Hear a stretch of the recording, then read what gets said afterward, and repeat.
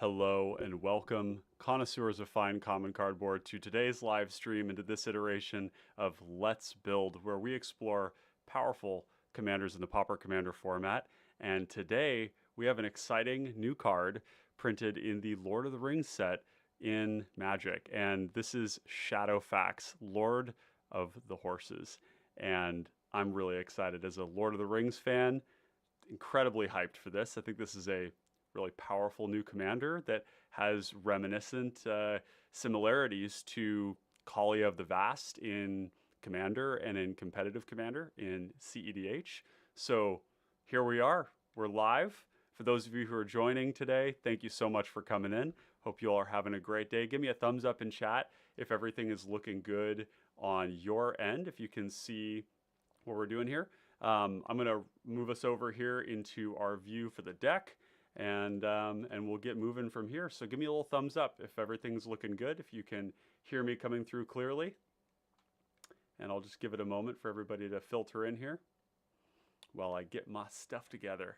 Hope you all are having a great day. It's sunny and lovely outside right now. The weather is so gorgeous. I was just down at the beach, and man, it was beautiful down there. A little tough to be inside right now, but at least we're working on a really cool deck. Am I right?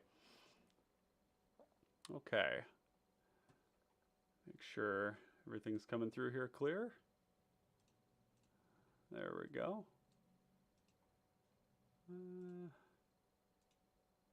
Excellent. There we go. Okay, so let's get started here. Want to first give a quick shout out to all of the people who make this possible, these live streams possible, this channel. And we have a couple of new patrons that I want to thank for their contribution financially to the project that Clay and I have started here with the Common Connoisseurs. So let's go through them, name them off. Thank you all for what you do. We have the Sanctuary PDH, Jack Lunt, Eric, we have Adgen, Jerry, Zach, Scooby, Chris, Mizu, William, Paul, Corey, Derek, Devin, Ian, Bobby, Jin Shooting Star, and our longest running patron, we have Noyark. So thank you all for your contributions. If you too are interested in joining the Patreon, you can find us at patreon.com/common connoisseurs.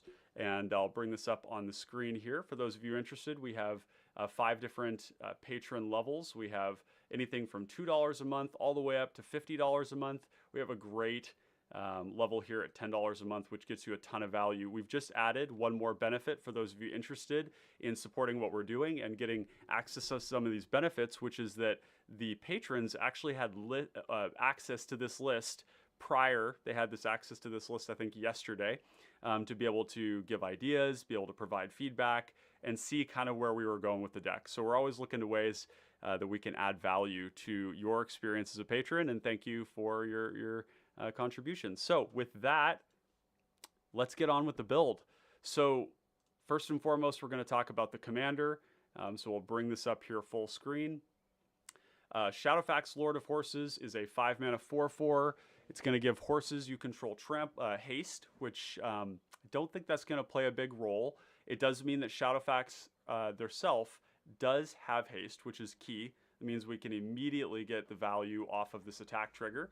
Whenever Shadowfax, Lord of Horses, attacks, you're going to put a creature with lesser power from your hand onto the battlefield, tapped and attacking. This is very, very close to Kaalia of the Vast, which I will pull up here so we can make a quick comparison. It's always nice to be able to look at things from the standpoint of, well, what do we do in other formats? So if we go to Kaalia of the Vast here, we lose a color. Whenever she attacks, she's going to put an angel, demon, or dragon from your hand onto the battlefield, tapped and attacking. So in some ways, our trigger is way more flexible if we can increase the power, potentially, of the horse. And a little bit bigger, a little bit more mana cost. But again, we're not playing cEDH, we're playing competitive Pauper Commander here. So the bar is a little bit lower, and I think that's where Shadowfax is a really exciting potential commander. You're going to put a creature into play with lesser power, tapped and attacking. So when I saw this, the first comparison that came to mind was thinking about another potential commander, which is Liara Portier, Commander Liara Portier. So let's just switch this one over and we'll take a look at Liara. Also 5 mana, also Boros, a little bit of a stat switch. My preference would be for more toughness, just because it allows us to attack every turn. And Liara wants to attack as well, wants to be getting these triggers. The number of players you're attacking is going to reduce the cost of things you flip off the top. So you can look at Liara as a way to generate card advantage. It's also a great way to ramp at the same time. If you flip rocks off the top and they're 3 mana and you attack 3 creatures, then you play those rocks for free, which is very powerful. This is card advantage, whereas when we look at this new Shadowfax commander, we see that this is actually a bit more aggressive. This is giving the thing haste. It's putting it into play tapped and attacking. So a little bit of a different dynamic, more pressure, but I think there's some exciting stuff we can do by putting certain kinds of creatures into play. You're going to see that there are 214 cards in the deck thus far, which is a lot of potential cards that we could play. And that's because the bar for what we can play is like kind of low. It just needs to have less than 3 power, maybe 4 power, for us to want to play it. And so I went through and I searched up, I think I went through 3,500 to 4,000 Magic cards in preparation for this, looking up every card with 0, 1, 2, and 3 power and 4 power in Boros to see what was there. So we're going to have a whole smattering of different things. And there's certain things in here that you're going to see that aren't going to look that great at first, because they're not actually going to be in the final iteration of the deck, but we're going to talk about why. When we think about the construction of this deck, we can lean very hard into Shadowfax as a way to, accrue a lot of value off of this trigger and focus really hard on playing expensive things that we're cheating into play. My concern with a strategy like that is that if Shadowfax gets countered, if they interact with us, which we should expect in cPDH, we're going to have trouble executing our game plan because things are going to get expensive. It's going to get expensive to recast Shadowfax. It'll get expensive to just cast our spells, because if it's a 6 mana spell that we're trying to cheat in because it has 3 power, then we have to pay 6 for it if Shadowfax isn't cheating it into play. So what I'm thinking about with this deck is that we're going to have a reasonable amount of ramp to make sure that we can play Shadowfax regularly and without concern. I'm also looking at a lot of these new land cycling cards. We've had an amazing influx of, so we can do parentheses O mountain, mountain cycling. So we can do mountain or O plains or O cycling like this, and type creature. And this is going to give us a whole wide variety of stuff. We have 52 things here. And within this, there are cards that can find us lands. So one of the ways I'm thinking about doing this is we're going to cycle cards into our graveyard that will find us lands. They'll find us dual lands that we can basically fix our mana with. Or they can find us things like Idyllic Grange or Dwarven Mine, which are kind of value lands that we can tutor up when we can activate them. And along the way, we're going to be fixing our mana, making sure we're hitting our land drops. So a lot of these cards, though, they actually do fit within the context of this deck. So if we go POW is less than or equal to 3, let's see how many we get. So we have cards like Alabaster Host Intercessor, which is an amazing card in this deck. When it enters the battlefield, we're going to exile a creature target opponent controls. This is amazing at tagging commanders. Being able to hit a commander with this, they can choose to leave the commander under the Alabaster Host Intercessor, but that's like a move for psychos, because if you don't have a way to get rid of the Host Intercessor, then your commander's stuck underneath it. So most rational people in most instances, probably like 80 or more % of the time, are going to send it to the command zone, which means that this is officially like a Banisher Priest effect that doesn't have the downside of giving your creature back when this creature dies.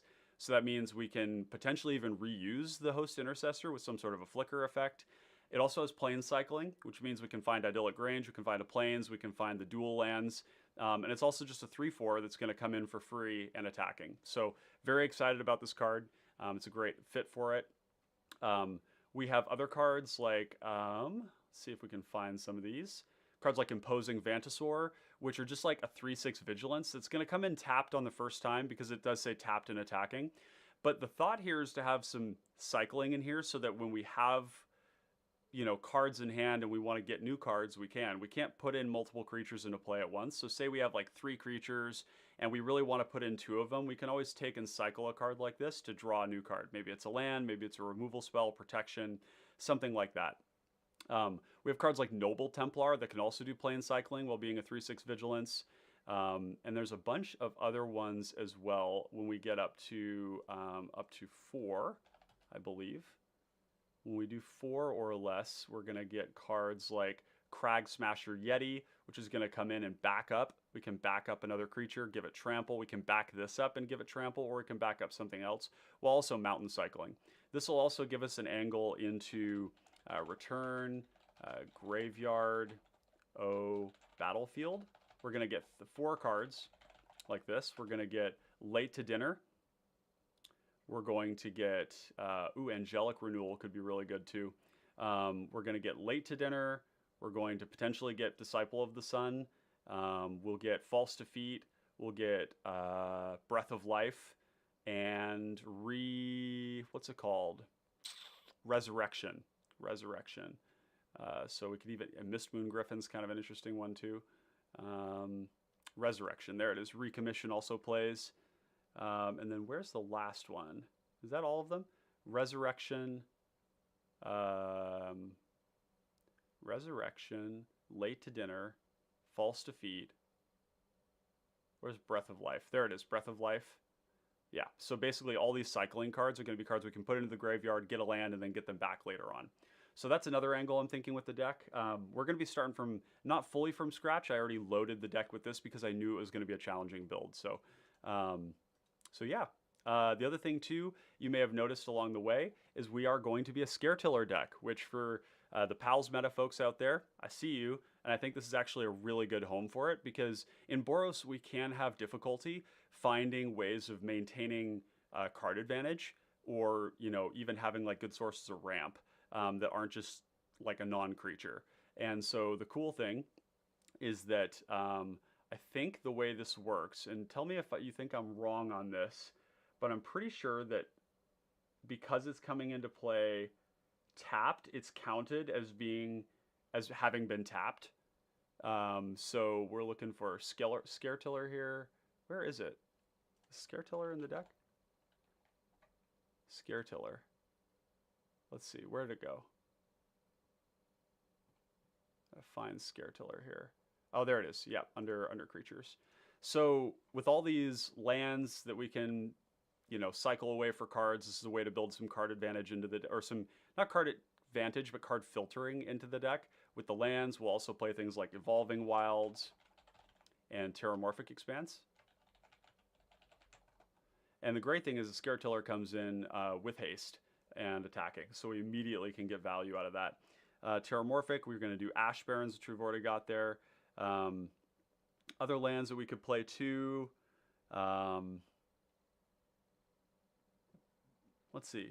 Type, land, cycling. Because I think there's one other that I was missing here. Yeah, this one, Drifting Meadows. So I think we probably play Drifting Meadows, Smoldering Crater, Forgotten Cave, and Secluded Steppe. I don't know that we go into Desert of the Fervent and Desert of the True, although it is an option so that we can basically have our cake and eat it too. We can cycle the card, get it back, put it into play. There's also the new lands that go, that draw. So if we go here, yeah, both of these, Fair Basilica and Autonomous Furnace, these are going to be great where we can crack them and then bring them back into play. So that's kind of a line here too. Now the big question for me with this deck is going to be a matter of how much of like a generically good Boros deck do we play versus really building into Shadowfax, and that's why there's so many cards in this list. So one of the other things I identified that was like an interesting synergy is with modular and arcbound creatures, as well as the phantasmal line of creatures. Anything that's got 0 power is a potential option because it's going to come in with 0 power. It's going to enter with a counter. That means we can potentially cheat some things into play, and then the modular is a way that we can retain that essentially that value, because when it dies, then it'll go onto something else. That does take building around artifacts, so that may or may not be the way we want to go. Another line too is playing things that come into play and anthem our team, and then playing a lot of token makers. So we could be playing things like, let's see, there's a 4 mana like Protector of Gondor, or maybe what's the other one? The 4 mana, or like Basilica Shepherd, where it's coming in, it's making all these bodies, and then we're playing things that like not Winged Shepherd. Let's see if we can find some of these. There's so many cards that it's a little hard to navigate here. Squad Captain. They're basically the 5 mana creatures that ETB and give +1/+1 and then some keyword. Yeah, like this one, Dwarven Lightsmith. For example, we can throw this into play. We give an anthem to our team, because what does red and white do? It goes wide really well. And we have cards with Battle Cry, things like that. Now, Battle Cry, we should be very clear. Battle Cry does not work with putting it into play with the horse. So there's a couple you may have noticed. We have, and the link is in the description below if you want to go check that out. We have Rock's Veteran here, which is Battle Cry whenever it attacks, but the horse is putting into a play tapped and attacking. So it's not actually going through the attack step. So I think if we even looked at this one here, it would say, this is, I'm not certain exactly on the ruling here, but my intuition is that these triggers don't work because it is putting it into play attacking, but I think that this attacks refers to the attack step. That being said, I would think this would have been errated if that were the case, because there's other cards that say at the beginning of combat, right? But see, the beginning of a combat doesn't require your creatures to be tapped. It's kind of a different stage. Beginning of combat, you haven't declared your attackers yet, whereas attacking, you've already gone past it. So cards like Rock's Veteran should not trigger, but Rock's Veteran is pretty good. It's a 4 mana 2/4 that's attacking as a 3/4. It's buffing up the team every single time, and every time it attacks, it's going to tap something down, which is a really powerful effect. Like these Territorial Hammer Skull type effects are pretty damn good as making sure that we can get in and do our damage. So we've got a bunch of those in here too. Yeah, and then one other hypothesis I'm going to be working with here is to be playing less removal, but interaction for things that we are going to have a harder time beating. So cards like Stave Off, which is a white staple, we're going to be looking for more of this kind of an effect. And a good example of that would be the Benevolent Blessing, Chomano's Blessing, Ward of Lights, and Stave Off. And these are going to be cards that are going to allow us to interact with combo while we beat the other creature decks. So we won't be dead to those combo decks. We'll have ways that we can give those things protection so that either things fall off or it kind of counters it in a sense, while we win on the ground with our insurmountable board advantage. Another thing, as you may see with the battle plan here, there's always the possibility of us buffing up Shadowfax with either counters, anthems, something along those lines that'll allow us to put bigger things into play. So if we look in here, there's a couple of things that we can put into play that are bigger than that, like 4 power stuff, like Pyroclastic Hellion. These creatures that are going to ETB and hit everybody at once really work well with our game plans. So like Myria's Outrider, we're almost always going to have a swamp and a mountain in play because of the land cyclers that we have. And then the other thing too is like Tribute is another one, Monstrous is another one. Looking at ways to build in resource advantage into our deck where we may not have a lot of cards, but we'll have cards in play that are repeatedly generating value or have some sort of a mana sink. So like Captivating Unicorn is a good example of that, which is Steadfast Unicorn, where we can pay 4 mana to do this. So we've got Douglas Wilson. Howdy, good to have you in chat here. Oh, this is an interesting creature. I'm excited to see the creation. Love your content. Douglas, love you. Thank you for stopping in, and I appreciate the positive feedback. This is definitely a cool deck, I think, in the making. We're going to, create a starting point for people in this format who, want to build around this particular commander. and we'll kind of see where it goes from there. Generally speaking, these lists aren't going to come out perfect right away, but that's not the point. We're trying to get things mostly there. Now, a couple of other effects that don't work with Shadowfax are Myriad. Myriad, like with Worms Crossing Patrol, it's when they attack. So again, we're putting it into a play attacking. So it's not going to get the trigger, unfortunately. Now, it still might be good enough if we have anthems and stuff to make it better. But I think a card like Worms Crossing Patrol probably doesn't make the cut because it's like coming down early and then it's getting stonewalled probably by something. And probably won't make the cut. So we'll just cut that one right away. So yeah, let's start going through the list here and figuring out what we want. Oh, and one of the other things I was thinking too is that there's like proliferate +1/+1 counter lines that we could take here, where instead of going for anthems, we actually go for permanent power buffs. We could do that either with these like Star Pupil, Iron Apprentice type effects where it has counters and then when it dies it puts them on something else, and then going proliferate, and then maybe things like Relief Captain or Bassary's Acolyte type stuff where we like buff them up in almost kind of a Conclave Mentor vibe. Hey Max, what's up? Says nice to finally have a creature in this set not just be legendary matters, and makes it much more viable in the format. Yeah, I would agree. The set so far has not been huge for the format. There's a lot of good cards in it, but they're not like they have like special homes. Like Nasty End probably makes its way into a lot of black decks as a way to sacrifice creature, draw a card. It's really good in like Tormod, Rogue Rack, or maybe like some sort of Tormod Malcolm, or maybe like Tormod Halana because they're legends and you can draw 3 cards off of them. It's particularly good in Tormod Rogue Rack as like kind of a turbo deck. And one sec here, we're getting a little bit of a malfunction on my end with my, let's see, with my chat, trying to bring the chat into this.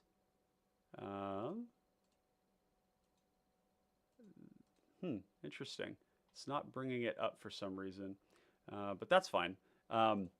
So yeah, a lot of specific cards like that. There's like the Golem, which is a good commander. I've actually built it in paper. The Let's build that I did on it ended up bearing a lot of fruit, and I ended up optimizing it even more. And now I'm actively playing it in paper, and it's really good. Probably Bilbo Baggins probably has some potential, but again, it's not a super high number of cPDH viable stuff, at least at first glance. I'd love to be proven wrong on that. So definitely get out there and try this stuff out. But yeah, it's an exciting set. I like it for the flavor. This is, Lord of the Rings is a very important story to me. I took a class in college called Tolkien 258 with one of my best friends, John, and read basically all of Tolkien's works and a lot of his letters. And I've been to Tolkien's gravesite. It kind of made the pilgrimage, and his work really kind of hits home for me. It's a very special work. It's kind of the beginning of all the sci-fi and fantasy out there. So yeah, this is really cool to be able to build around Shadowfax. A little short story too, for those of you that might not know, the character Shadowfax and Shadowfax's ancestor Nahar, which was the steed of Arom. Arom the Hunter is one of the Valar, one of kind of the demigods of the setting. And Arom the Hunter's steed is called Nahar, and Shadowfax is one of the children of that. So for Tolkien, when he was in World War I, he operated in the trenches and he took care of the horses. That was his job. He was a stable boy who took care of the horses, and these horses would be on these like deadly charges, this World War I sort of stuff where they, all get on on horseback, and they would run at like gun and tank lines, and all the horses would die, and that had a really profound effect on him. So there's this theme of like the animals in the story of Lord of the Rings are sentient, they're powerful, they're important, they make big impacts on the story. And Arom's Nahar and Shadowfax are definitely like standout characters in that way. So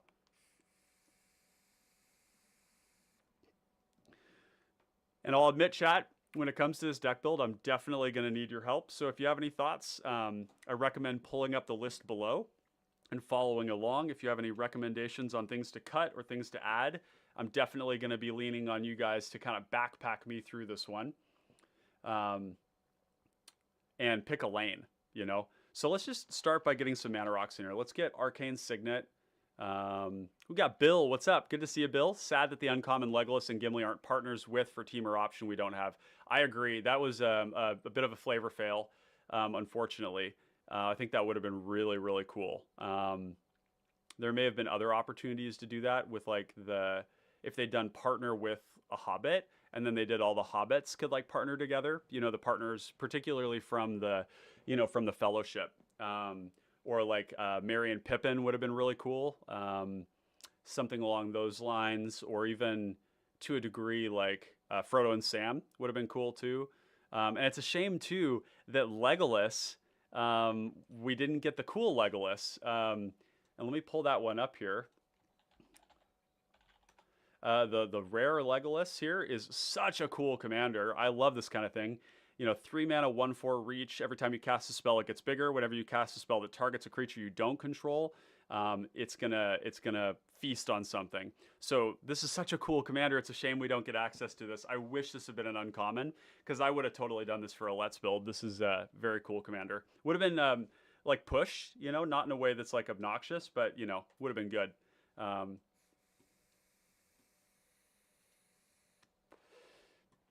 Okay, yeah, so starting with ramp, I always like to start with the ramp package, because a lot about a deck is going to start with the with like the bait. Like I usually leave the lands for last, but the mana base is really important. So Arcane Signet, Felwar Stone will not be a very reliable card in this deck.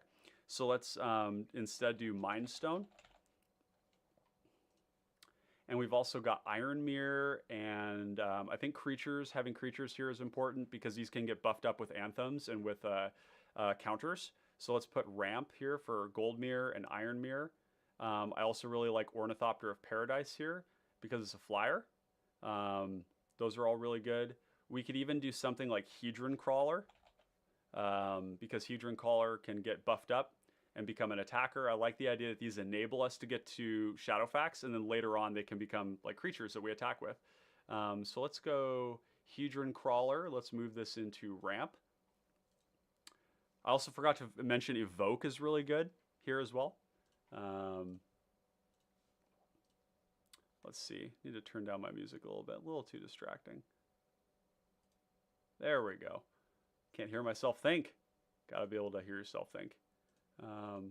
It's so weird that my chat isn't coming up right now. I'm going to try and fix this just so that folks who watch this later on can enjoy it. And I see a bunch of people just arrived. If you just arrived, so glad to have you here. Thanks for joining us today.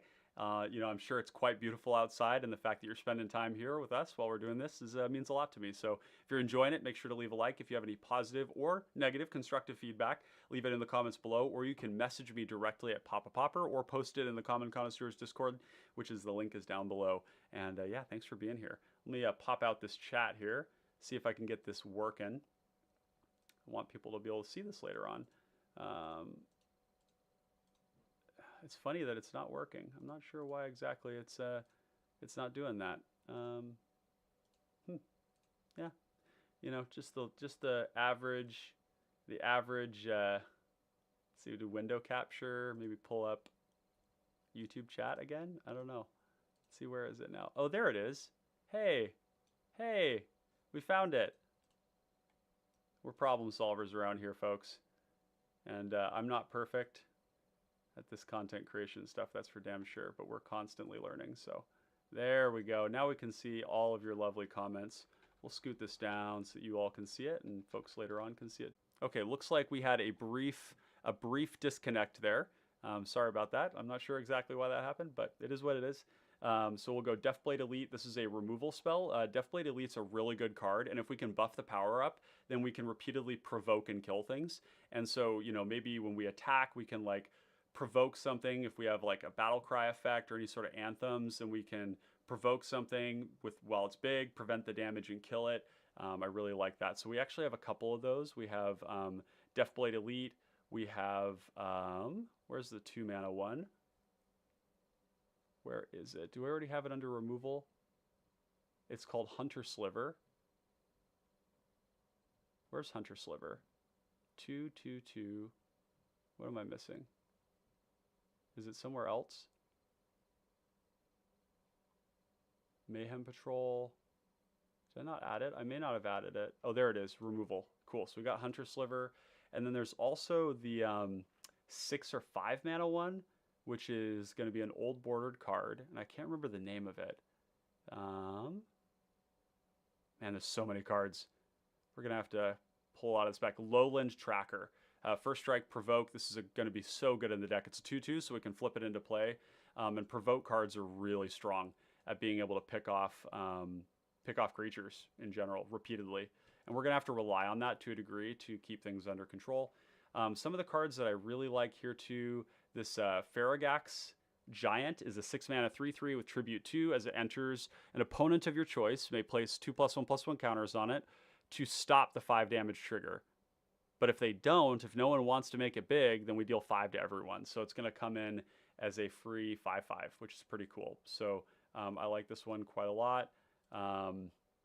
We've got the initiative creatures. These are 100% going to be in the deck. We have Goliath Paladin, Vigilance, gain the initiative, 3/6, insane. Definitely want that. Now, there's a 4 mana one as well. We have the, see if we can find it here. Man, it's so hard to find things. Where is it? It's a Stirring Bard. Stirring Bard's already got to be in here somewhere. But we're definitely going to play Stirring Bard. Yep, Stirring Bard is here. We're going to put that under draw as well because it does draw us cards. Going to put Staunch Throne Guard under draw. You can see some of the ones I've already organized here under draw. And Stirring Bard is also going to go under creatures like that. I think the reanimation stuff is definitely exciting because I really like, basically lately I've been on this kick of seeing all these land cycling cards. And I think they're way better than people are saying they're good, but I don't think they're actually putting them in their decks. And depending on the colors you're getting, they're better or worse. I think in this deck with a lot of anthems, ways to put +1/+1 counters on things, the Idyllic Range puts counters on things, the Dwarven Hold puts 1/1 into play, which we can make bigger. But also just early game, hitting our land drops, being able to get them back later on with a reanimation spell and get that value out of them. A lot of them have backup, a lot of them have cool ETBs, and I think it's just going to smooth out and make our deck more consistent while giving us a top end of cards that we can play. So they're good early and they're great late. So I really like these cards, and I think we're definitely going to be playing them. So Resurrection is one of them. Late to Dinner is going to go in there as well. False Defeat. White has so many of these. It's so funny that white is like the color of reanimation in this format. All those are good. Recommission may or may not be good depending on our curve. So if we get like a nice density of 3 drops, I think this is going to be really good. It's going to put a +1/+1 counter on things. I think it's going to be high value. So yeah, we've got a couple of good lands. Let's get some more lands in here. I think these will do Command Tower, of course. Wow, Command Tower. There we go. And we'll do Path of Ancestry. This is like a tap land, really, mostly. We're not actually going to be using, we don't have a ton of horses in this deck. Yeah, Faragax Giant is hilarious. I think it's potentially really good. I like these effects. Some of the first conversations that I've heard from people about this deck had a lot to do with these like ETB damaging everything, like Stormcaller is a good example of that. As a card that's going to apply pressure really efficiently. And I like that this is a 3-drop too that we can just play normally on curve, and it's going to be a good attacker. It's going to do damage. We do want to kill people. We're also going to play the Soltari Visionary, and I know we're bouncing all over the place, but there's so many different ideas that I'm going to have to just like get them over there, and then we'll start cutting cards. So it's more about deciding what do we definitely want in the deck. And I think Soltari Visionary here is going to be, this is like enchantments. This card is actually really enchantments. This card is really, really good right now. Like really insane. And let's see, where did it put it? In here. And I want to talk about this for a second. 3 mana, unblockable 2/2, destroys an enchantment every single turn. Let me just give you a quick look here at something I'm going to be putting out on Twitter. This is kind of a short list of the 4 decks that this card completely dumpsters. We can put this into play uncounterably with Shadowfax, and it's going to be attacking right away. It's unblockable. It's going to start destroying enchantments right away. It's going to destroy one every single turn. If you put this into play against a Gretchen, you're going to start eating their enchantments in a way that they may have a hard time catching up with. It's going to force them to try and combo faster. And it really hurts these decks. It destroys Inspiring Leader on Gut. It's going to destroy all the land auras for Leyweaver, Lore Weaver, Parcel Beast, and Gretchen. And then here's a short list. There's still a lot more cards that fit into this of some of the enchantments that are also really good. Oubliette, Protection with Benevolent Blessing, Pestilence being a sweeper that would hurt us, Elvish Guidance, which is commonly a value tool in decks that use that elf, that sort of elf ramp package, maybe like an Abomination of Llanowar, Gnarlwood Rhino, Temur Sabertooth, things of that nature, Heritage Druid to a degree. Reprobation, Lignify, Deep Freeze. These are basically all just ways to lock things down. Stasis Field too. Makeshift Munitions.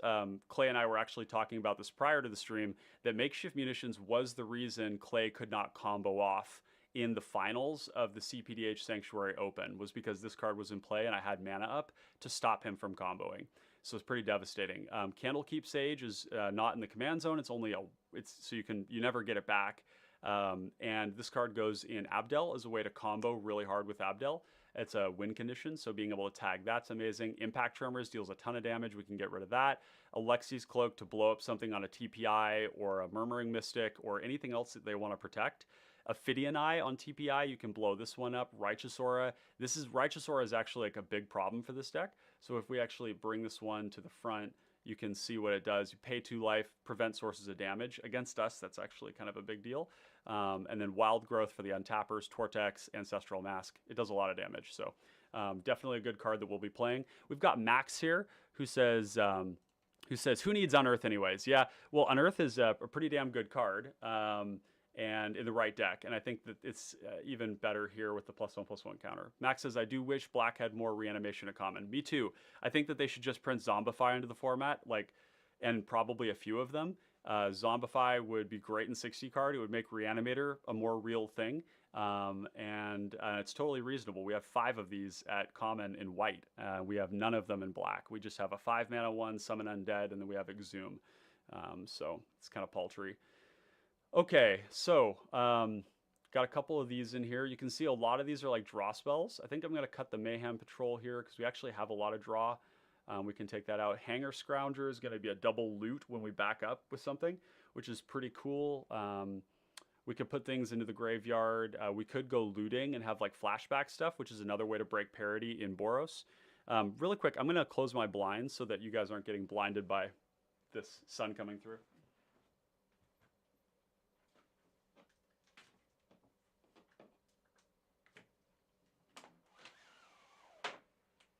Okay, that's a little bit better there. Yeah, so we've got those. We have the classics like Militia Bugler, Pilgrim of Ages is going to be great here. Inspiring Overseer, Roving Harper, Priest of Ancient Lore. All these creatures are going to draw us a card and come into play and just like start attacking are going to be good. We can buff them up with counters. We've even got Scouting Hawk, which is really cool in this deck because if somebody has more lands than us, then we just wait to play our land. We run the Scouting Hawk out. It's evasive. It comes in. It's going to search for a plains card, a basic plains card, put it into the battlefield tap. So it's ramp. Sky Scanner, again, like evasive creatures are great. They're going to draw us a card. Even stuff like Pilgrim's Eye is technically drawing a card. It's getting us a land, right? So I like all these a lot. This is a really thorough section here. We've got Brazen Buccaneers, which, you know, looking at how many draw spells we have here, this probably won't make the cut. It's a 4-mana 2/2 that's going to loot or put a land into play. I think we'll throw this one in considering right off the bat. We've got Famished Foragers, which I kind of liked the idea of. I'm envisioning that we like go to combat, we put something into play, and then, you know, we hit some people, and then we play this. It's only a 1-mana 4/3, and then we play another card, and then this has the ability to loot later on to take those lands that we don't need and put them into the graveyard where we can use them with Scare Tiller while drawing cards. So it's going to convert bad draws into better draws. So I kind of like this one.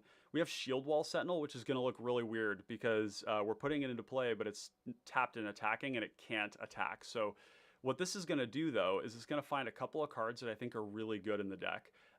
Stirring Bard is one of them. So the first initial thought was that you run Shield Wall Sentinel out with Shadowfax, and you tutor up Stirring Bard, which is the initiative, and the initiative puts counters on things, it finds lands, it makes creatures. It's really, really powerful in a color combination like this where we want to apply pressure, we want to be aggressive, initiative is super aggressive, and we also need cards.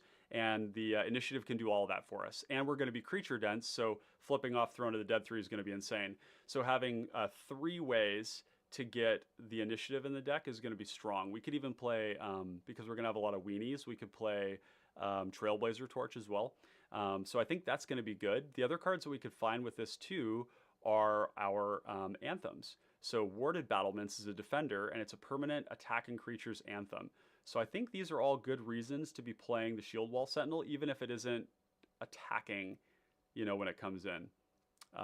We can even get Basilica Guard with this one too, which is the Extort. And I kind of like the idea of Extort in this deck because aggressive decks do need life gain as a way to help them cross over into that mid game once they've killed a combo player. And something like this is going to be really easy to extort every turn because we're not going to have a ton of cards, right? We're going to be putting them into play. We're going to be emptying our hand. So what that means is that every time we're not going to be double spelling a lot, probably. We're going to put something into play. Then we maybe cast one other spell and we extort. And that's extort is really strong. It Basilica Guards kind of reads like it has haste in a lot of ways, and it deals a lot of damage. It's kind of a 3-mana 3/4 that gains us a ton of life. So I like this card a lot. And yeah. Okay, so what other cards are must-haves? Crimson Acolyte is going to be a must-have. This is a creature as well as protection. We're also going to want the black version, Obsidian Acolyte. These can protect our commander over and over again. We can put them into play. They're going to be unblockable in certain cases. So we're going to put these ones under protection, which I don't have a tag for just yet. Hashtag protection, like that. Crimson, Obsidian, under protection. So I like those ones a lot too. We also have Soldevi Foot Soldier, which is an unblockable 1/1. I really like these in decks that can put counters on things. They're very strong. Very strong. Shadow is unbelievable when you're playing in a meta with initiative, which is that is part of the meta. And so it's just a 1/1 unblockable for 1. This is the same thing. It's a 2/2 unblockable for 2. I like this one too. So we'll put that under creatures. Suture Priest is a great creature in this format. This is also essentially a form of stacks. I don't generally use that terminology, but it kind of plays that way. It's like preventing somebody from comboing while also applying pressure and getting us life. So we'll call it stacks for now. I know Findhorn Brownie has been summoned from across the ether and is now very excited.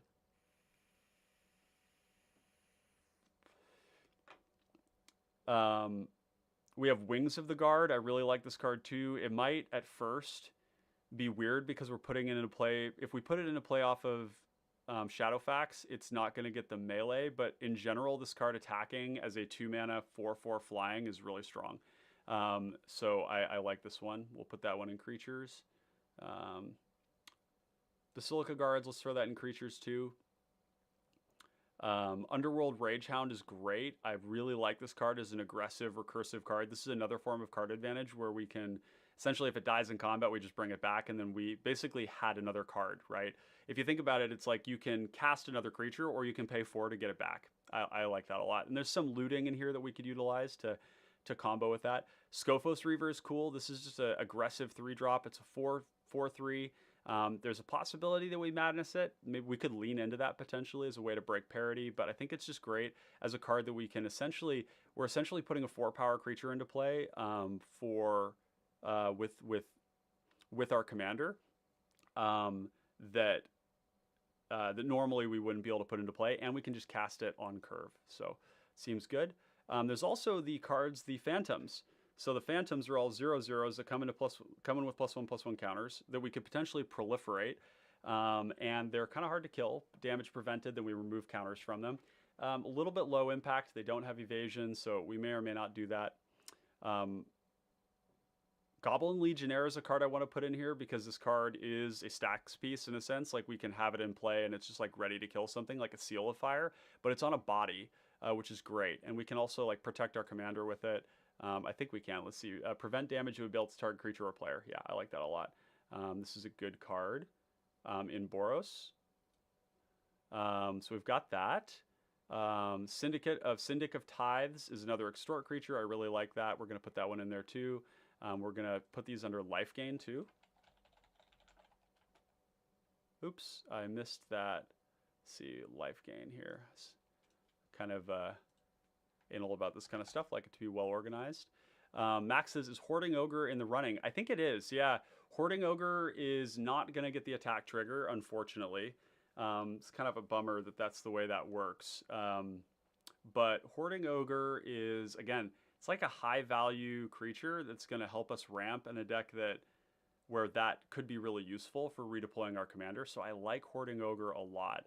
We're going to put this under ramp as well. Oh yeah, Moonlit Strider is another one. 4 mana, 1/4. You can sack it. Target creature gains protection. This is going to be like a second copy of Bodyguard that we have to put in off of Nahar. So we'll do that. Where's protection here? This one will go under creatures as well. Obviously, Benevolent Bodyguard is like almost like this is as staple as it gets in white because it's just amazing protection. This is going to be a creature as well. Could potentially buff it up if we want to. I think we're going to cut the modular. This is something we can revisit maybe another time. Let's just drop the modular for now. Argavian Phalanx, we're going to have a lot of creatures, so this is going to be great. Potentially we could put it into play if we buff up Shadowfax by 1 power. We can put this into play for free, but generally speaking, we're going to want this to be free or 1 mana on its own. Molten Monstrosity is awesome if we get Nahar up to, or sorry, I keep saying Nahar because like that's the thing in my mind, but Molten Monstrosity is great. It's like going to be undercosted for a 5 power creature, and it's trampling. So we got that. Steadfast Unicorn seems great. This is a card that has that Anthem effect. So that's a good start there. Daring Skyjack came into mind. If we attack with 2 other creatures, at least 2 other, it gains flying. So it's like a 2 mana 3/1 flyer, pretty nice. We have this Myriad creature. I like that it has a big buff on it that we can sink mana into. And it's a 1/3, so it attacks through blockers great. So we're going to put that one in here. Perish Blade Trainee is nice. Ardenvale Tactician seems great. We can tap blockers, but we'll come back to that one. And then we're getting into some of the other stuff. Bronze Walrus came to mind. This is a card that, we put into play. We're going to scry 2. It's going to attack. And then later on, we can use it as a mana dork. So I kind of like this one. Like creature mana dorks that have an ETB. It's pretty sweet. It might be on the chopping block, but I think at the beginning, we want to start with this one in the deck because I am concerned about the fact that we're a 5 mana commander.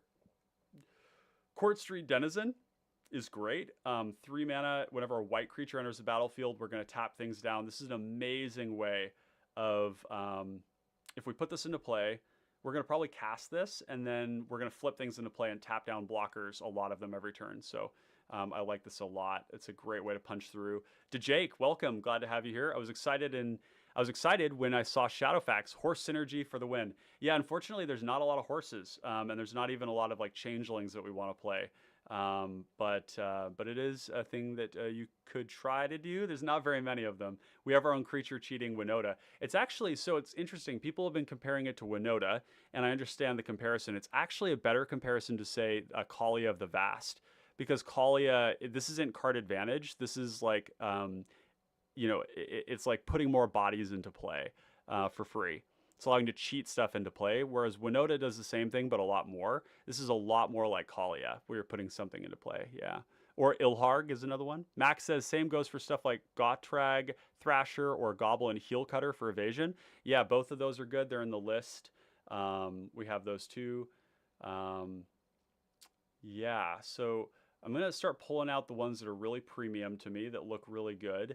If I could task one of you with something, I don't want to spend too much time on stickers, But if there's a good sticker that seems reasonable, and if there's at least 6 of them, I want you to tell me in chat what they are, because we have Robo Pinata. Oh, this is when it dies. Oh. Oh, okay. No, this isn't even worth putting in considering. It's got to go. Nobody's going to give us that. Sigiled Sentinel is pretty cool. Put it into play. Backup Vigilance. I really like this card. It's very good. Yeah, it's a shame that that doesn't work. The Seller of Songbirds is pretty cool. Basically, this one, Gear Crafter, any of these ones that make a 1/1 flying creature and then another creature are really appealing to me. Because flying creatures are great. We can buff them up with counters, so they're powerful. Let's put the Gear Crafter in here. Let's put the Seller of Songbirds in there.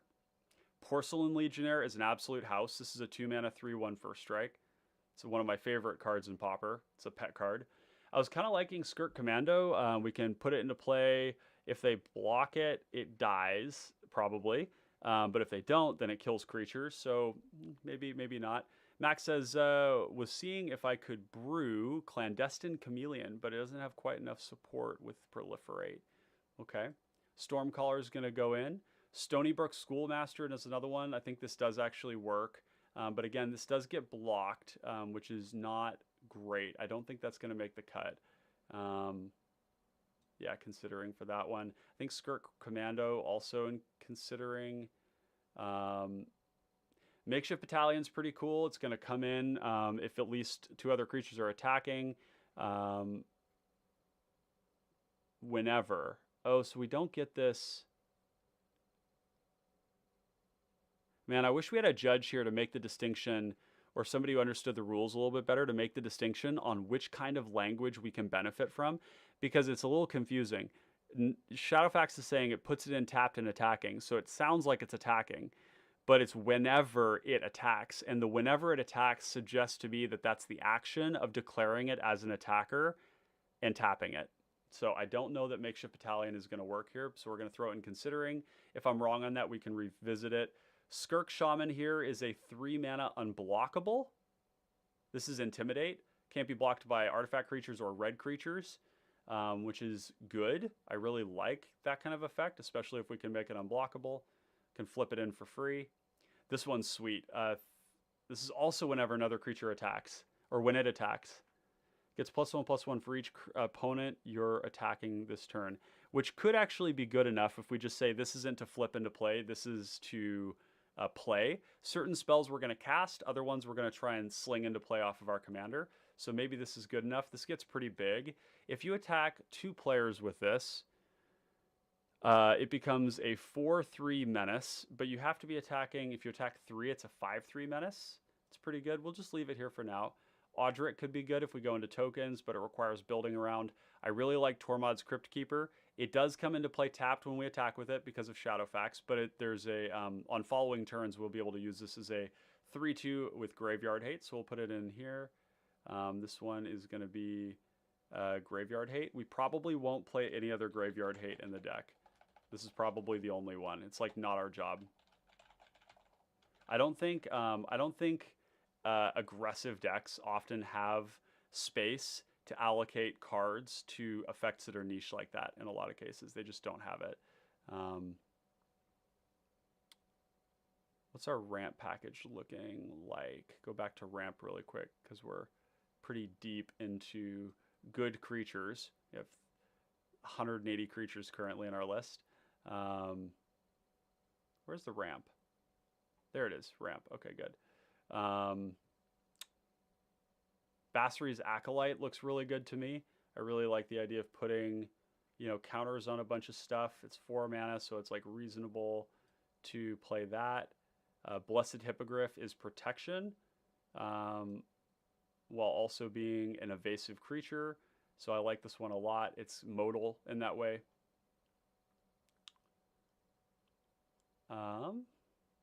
We may not need to make tokens if we have enough creatures. Celebrity Fencer is really cool. I think this is going to be very good. Flip this into play, start playing creatures. It's quite possible that somebody just blocks this if we flip it into play, right? So they just block it and kill it right then and there so it never gets bigger. So I think this one is actually going to go in considering because it's just like not going to play the way we want it to. Brazen Freebooter, just making a treasure is not good enough. Bola Slinger is pretty cool. We get to tap down 2 things. We're going to put a counter on something. So it's kind of like 3 power, tap 2 things, taps artifacts, which doesn't really matter. Might not be good enough.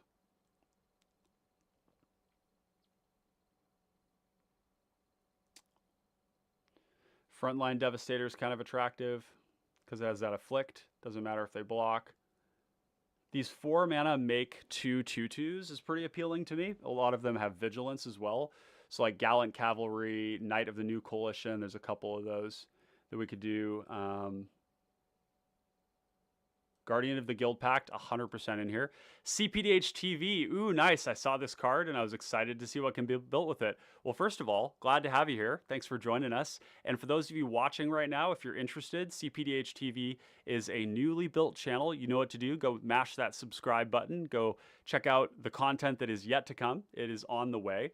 But yeah, it's great to have you here. Also, I really like your logo. Just want to tell you that. It's awesome. So nicely done. Very excited to see what comes out of your channel. Protector of Gondor, we have this red cap heel slicer. This one's interesting. Again, backup just seems good. Relief Captain is a house in this deck. Scrapwork Cohort is cool because we can cast it again. It makes 2 bodies. Might not work the way we want it to. Warden of Geometries, Angel of Dawn. We have a bunch of these here. This is weird because it comes in, the vigilance doesn't affect our stuff. It's still going to be tapped. Our commander will be tapped and this will be tapped. But the other things won't be. So maybe it's fine. Basilica Shepherd seems extremely high value. There's also, what's the other one? Yeah, Soul of Migration is really high value. Making flying bodies is great. Devoted Paladin enters the battlefield. Creatures you control gain +1/+1 in vigilance. Yep. Although this one here is a 5 mana 4/4, which is quite a bit better than the other ones. It's also harder to flip into play because it's a 4/4. So let's cut that one. Disciple of the Sun seems probably great because we're just going to get a permanent back. Probably wants to be in the deck. And let's just start cutting cards because we're not going to be able to get anywhere without that. Modular is going to go. We could explore Modular another time. It might be really good. I encourage you to try that on your own. I think these creatures that Anthem when they ETB, even though it's like putting a 5-drop into play, is kind of weird. This one's cool though. Emrakul's Hatcher is going to put 3 0/1 spawn creatures that can ramp us. These can also be buffed. So I like this one a lot. This is super cool. We're going to put this in creatures. Golden Scale Aeronaut. I don't think a 5 mana 2/3 flying that makes something else bigger is good enough. Emrakul's Hatcher is also one of my favorite cards. Knight of Old Benalia is a pretty cool card. I really like that this is kind of like a 1-drop, right? We just like play this on turn 1 and then it's going to come in, it's going to help us later on turn 5, or we just slam it ourselves, or we throw it into play off of our commander. So I like that this like runs up and down the curve really nicely. Loxodon Partisan is another battle cry creature. Let's throw this in Anthems. I want to keep an eye on these creatures here because I think that there's potential value there. Maria's Outrider is exactly the kind of effect I like where it's going to hit everybody, but it is a 4-power creature and we might not get there. And it's 5 mana, so I don't know. This is great. Phantom Flock is going to die to only like destroy effects, and we flip it into play for free. Might not be high enough value though. Planner Ally, Venture into the Dungeon could be really good if we have the initiative. We have lots of initiative cards, so I think that'll be a good one. Prickle Boar. This is a 5-drop that we can flip into play. First Strike, 5 power First Strike. Max says, did you end up deciding if you're trying to proliferate shenanigans? I think we are going to try proliferate, but we're going to have to see if we have space for it. That's the real question. Rambunctious Mutt could be really good in this deck too because it's a naturalize effect that's also on a 3/4 body.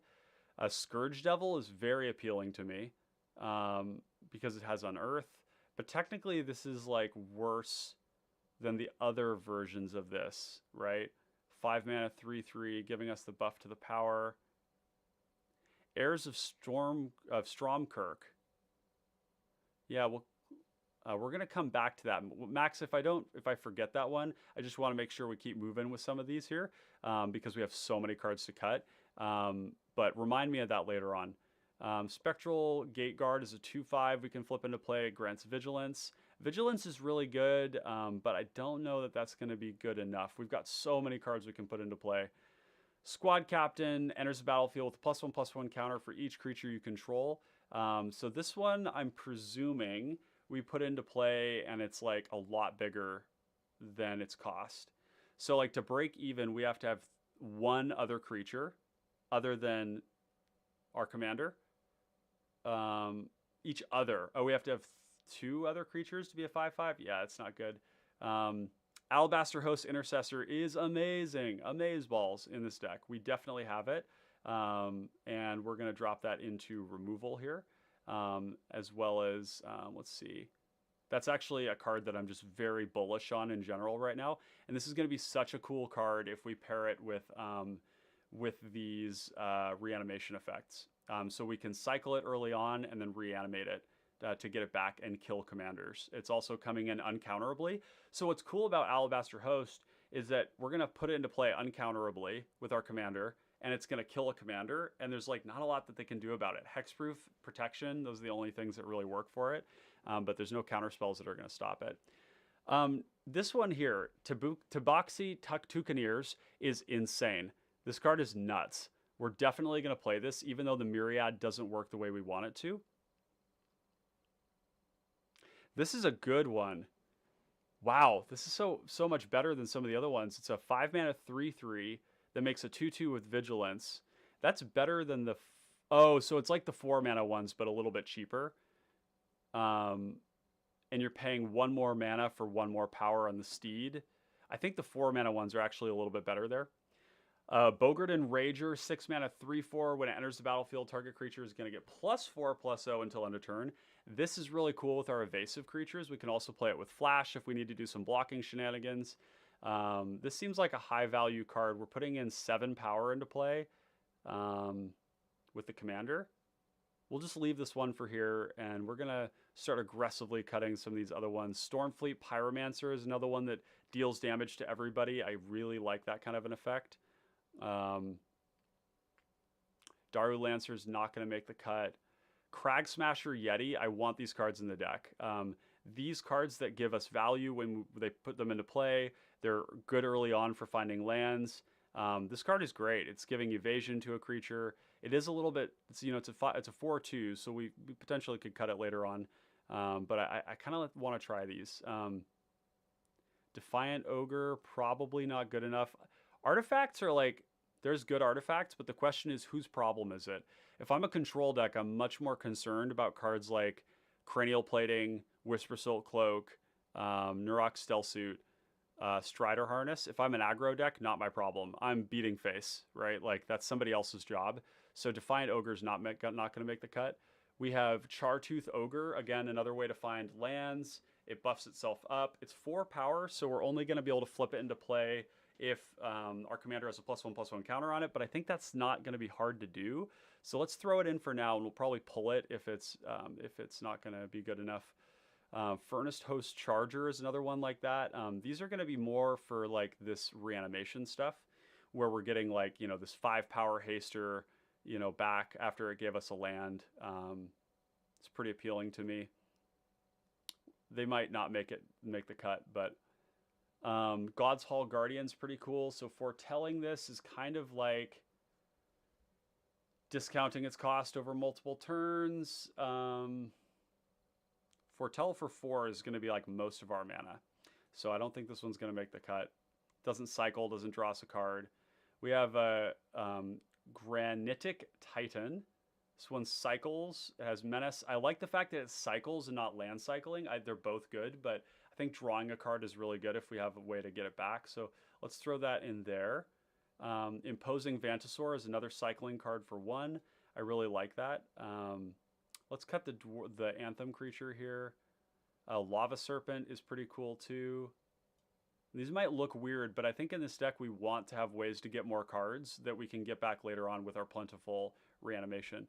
So I'm assuming Cathar Commando is in here to take care of artifacts. I missed Cathar Commando. Oh, what just happened?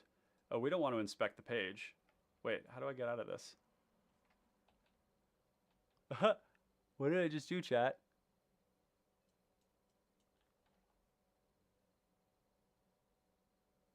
Uh,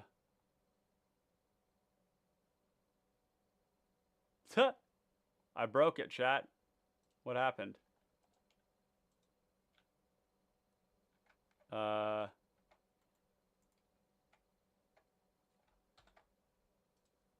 one second here.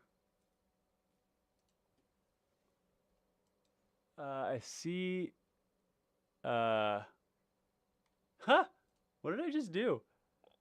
Is it? I mean, this is the console. I use this all the time to like get stuff, but why is it? Um, maybe I need to.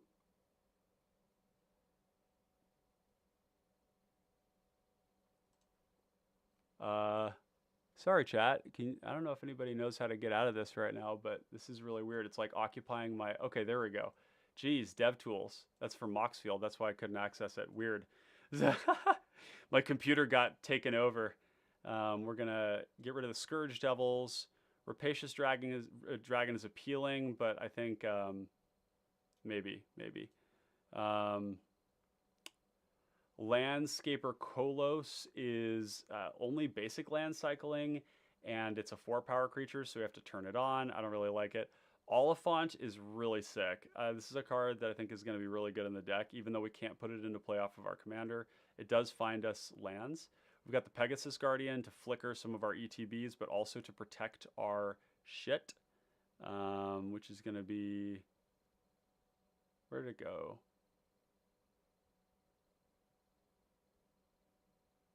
How much is that one? That's 6 mana?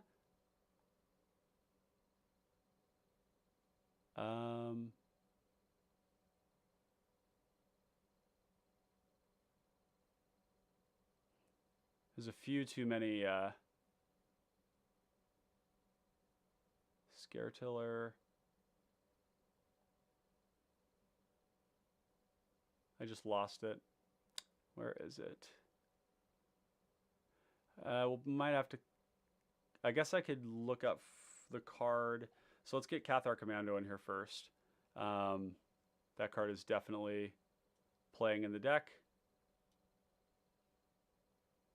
Go Ward of Light's Protection. Chomano's Blessing. We're just gonna like clean this stuff up a little bit because it's we're actually gonna exit out of some stuff because my computer is a potato and it no like all of these things that I've got open right now. Okay.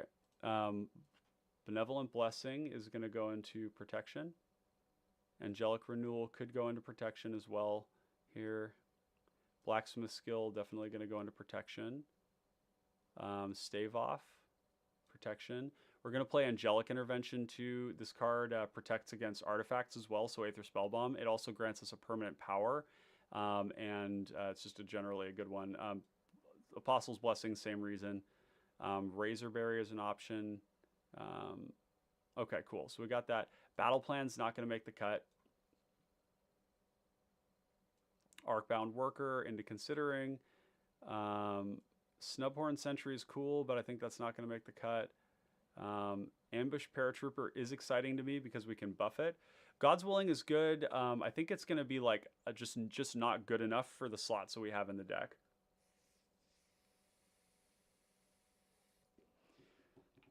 I like the card, but I think we've got so many good cards in the deck that we're going to have to make hard choices as it is. Arcbound Stinger, I kind of will have to revisit this at some point for the modular stuff, because like Star Pupil does that too. Daybreak Charger, that's actually pretty sick. Dawnbringer Cleric, I don't think this is going to go in the deck. It's just a little bit too low value. It does cool things, but again, like the combo decks, we're not trying to like we're playing the Visionary because it's an unblockable creature that completely hoses what they're doing, whereas that one can like hit a Freed from the Real, which is good. Maybe we do want it just, well, but see, it's ETB though, so it's like you can't stop a freed from the real. If they're freeing, you know, you're already dead, or their combo's been stopped by somebody. So we'll cut the Phantoms. The Phantoms are probably too cute. Crusader of Audric could get really big, but again, it's a 3-mana card. Like, it needs to have a lot of creatures in play to be better than its cost. This one untaps all creatures we control, which is cool, but we're the beatdown. I think that the goal here is, like, we're going to be the ones, you know, like, trying to, we're going to play Witty Roastmaster. We're the ones, like, ending the game for somebody. So I think I'm not as concerned about the blocking element of things. We're going to have so many creatures. Arcbound Hybrid, get that out of here. Making our way downtown, down to that 100. We've got Chimney Rabble. This one here's got haste on its own, but it's just not good enough.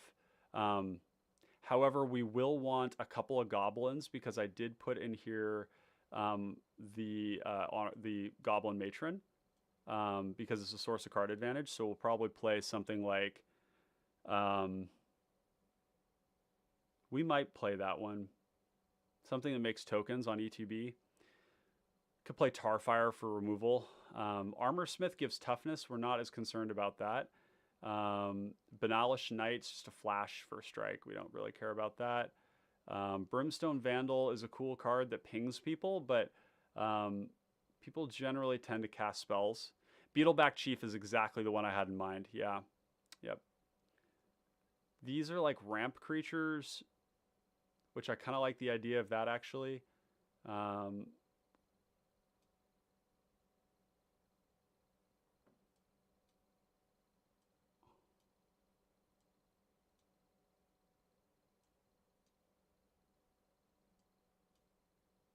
You can see there's going to be way more creatures than we have room for in this deck right now. Okay, so let's cut a lot of these token makers. I like that they leave behind value in play, but I think that we're just, I don't know. Wismare is cool, but we're going to ditch it. Empyrean Tactician is pretty sweet as an anthem for 4. Kozilek's Channeler is a creature ramp. That's the 5-mana 4/4 that taps for 2. I like that card a lot. I just love that it's a big beater. Maybe. Frontline Devastator could probably go. I think we just have better stuff. Earth Origin Yak is actually in some ways better than Empyrean Tactician, because it's attacking as a 3/5, and I like toughness a little bit more than I like that. So we could look at both of those. Gallant Cavalry, we'll look at that one. The 4-mana make 2/2/2s is pretty cool. Gavany Silversmith is a duplicate of Bassary's Acolyte, which is pretty cool. Heel Cutter is good, but I don't know if it's good enough. We'll leave it in for now. There's another 4-mana 3/3. Loxodon Sergeant. This gives vigilance. We can ditch that. Paladin of the Bloodstained is going to make lifelinkers, but I think we want the 2/2s instead. 2/2s are going to be a bit more effective. The Mentor is a way to repeatedly buff things up. But again, man, we're getting pulled in so many directions here. The Slasher's probably not going to make the cut. Rubble Belt Maka is cool, but it's just not enough. Scrapwork Cohort, probably not enough either. Spitfire Legak is another way to ping people, but I don't know. It's not really doing it for me. Thraben Sentry is really cool. Whenever something of ours dies, you can transform it into a 5/4 trample. The vigilance doesn't matter, and the 2/2 is just going to get blocked. So let's cut that one. Warden of Geometries is going to go. That's pretty bad. Mira's Outrider is a little too hard to make work here.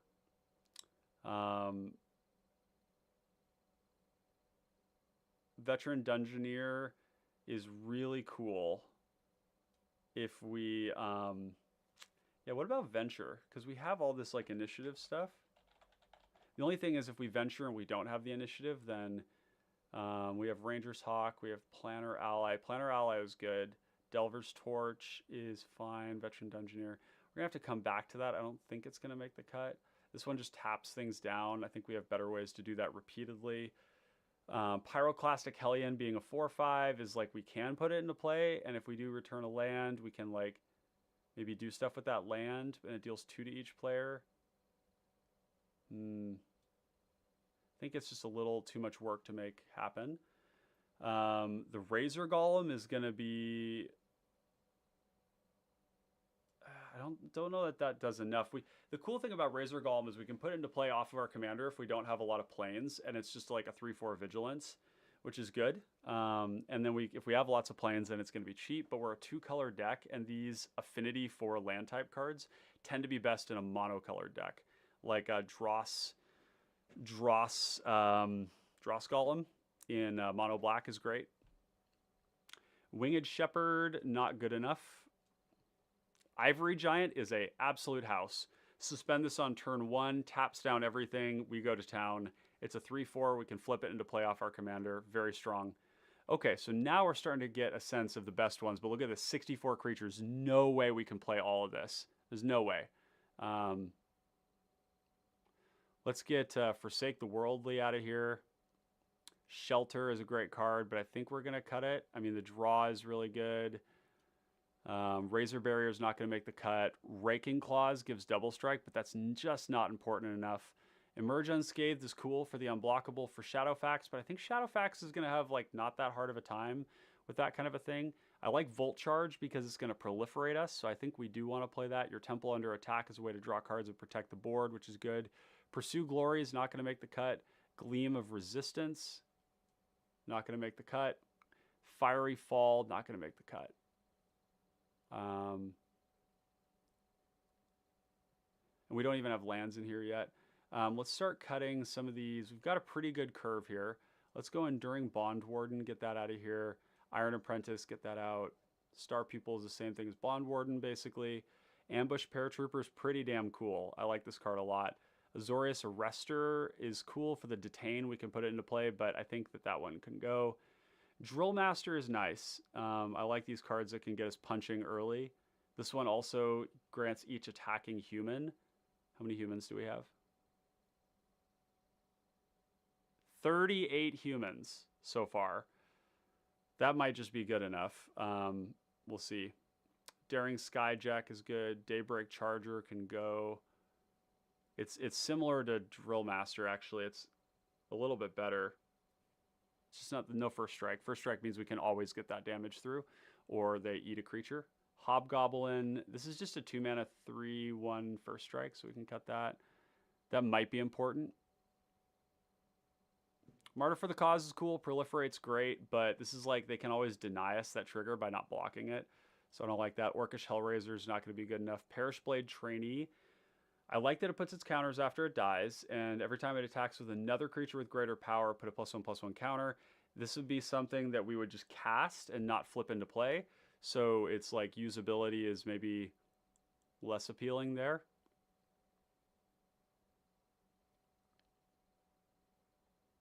Arcbound Hybrid goes. Bola Slinger is not going to make it. Stalwart. Oh yeah, cut the Daybreak Squad. Cut the Gale Swooper. Heel Cutter is going to go. Ill-Tempered Cyclops is nice because we can turn it into a 6/6 when we just want to sink our mana into it.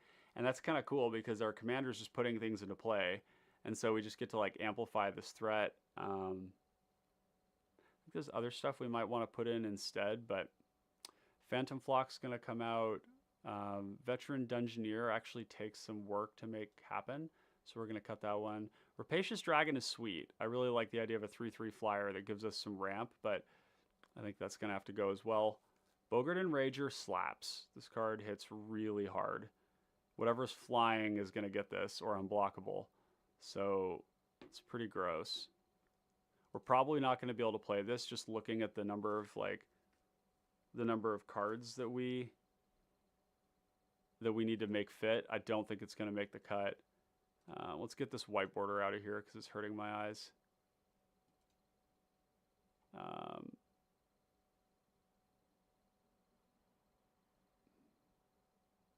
Marshalling Cry is great. I really like that this card is a repeatable, like, it's so cool to be able to put this into the graveyard and then cast it again, or just cast it twice.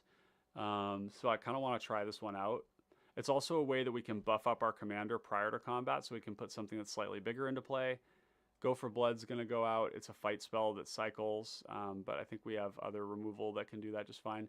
Sparktongue Dragon is a card that I'm pretty excited about here. It's going to go into play. We can pay 3 to bolt something. This is all protection. Center Soul's going to come out. Rebound is not super useful here. Moonlit Strider might... I like the idea of Moonlit Strider. We're going to have this trigger to put something into play. It goes into play. Once it's in, they can't do anything about it, right? So, like, this card... If we get the trigger, we're going to put this into play, and then we've got protection, which is sweet. How many spirits do we have? No, probably not that many. 4 spirits, so it's not likely to get Soul Shift, but it's another copy of Benevolent Blessing, and I put a lot of value on that.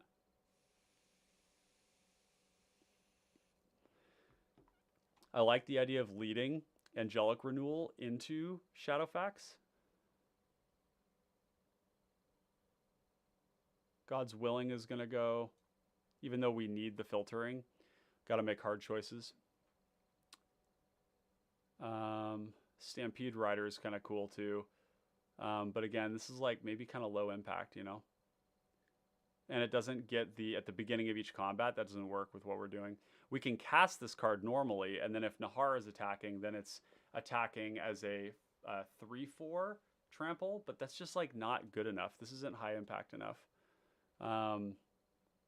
Syndic of Tides probably isn't going to make the cut either.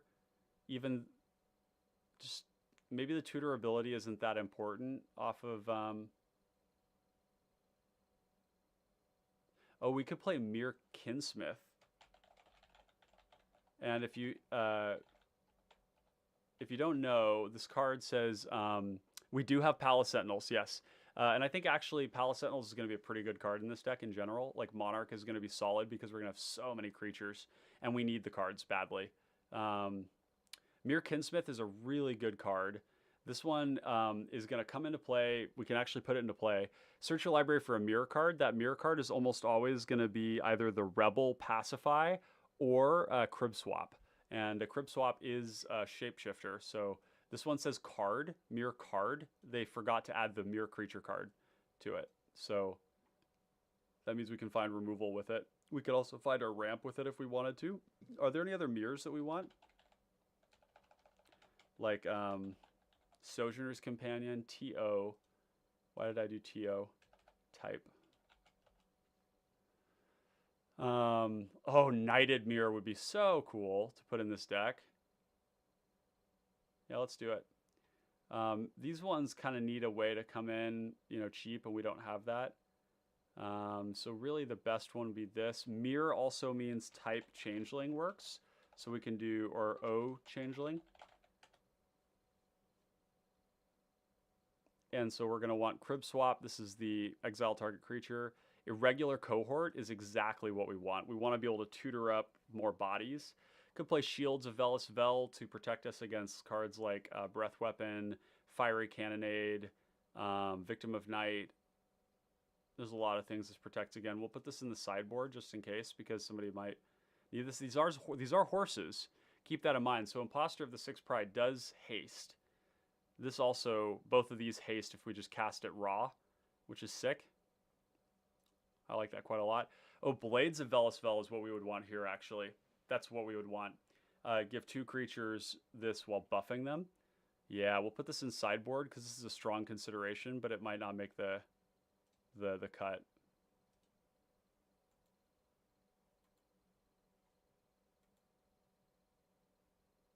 So many good cards in this deck. 149 though, we're getting closer. We're still 80 cards off because we need to put lands in too. I'm going to take a quick bathroom break. If you all are interested in what I'm listening to right now, I'll just put this up for you to enjoy if you want to follow along with what I'm listening to while I take this quick bio break. That link there is to some liquid drum and bass mix that I'm enjoying right now. So I'll be back with you. Thank you.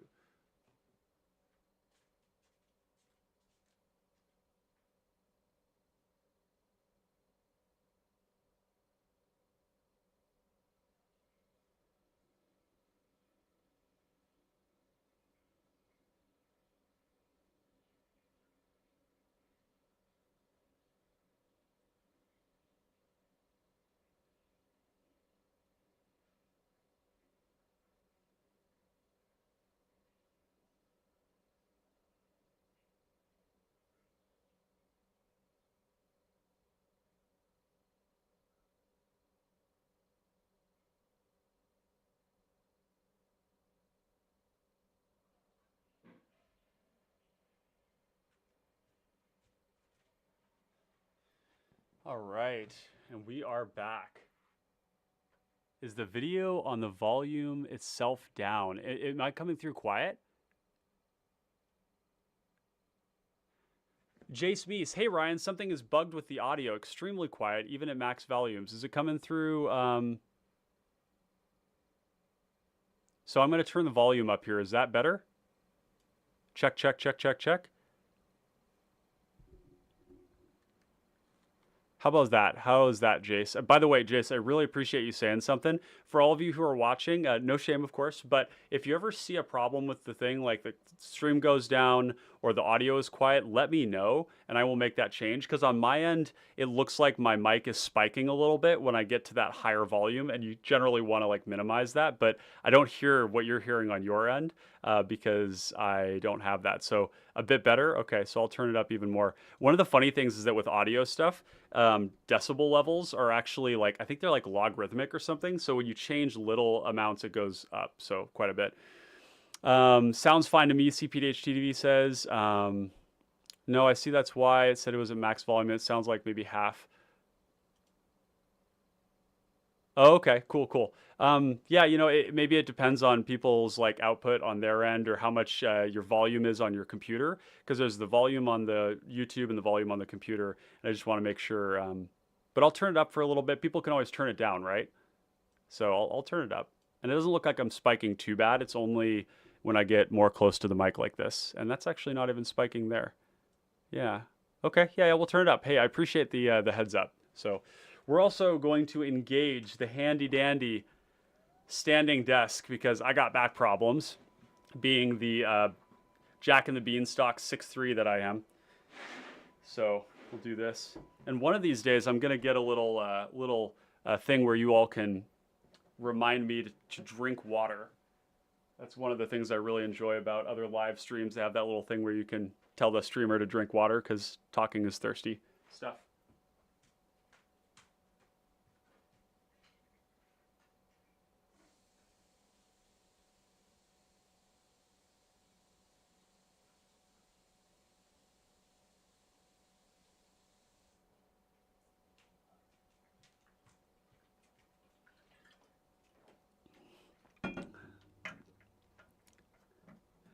All right, I'm back.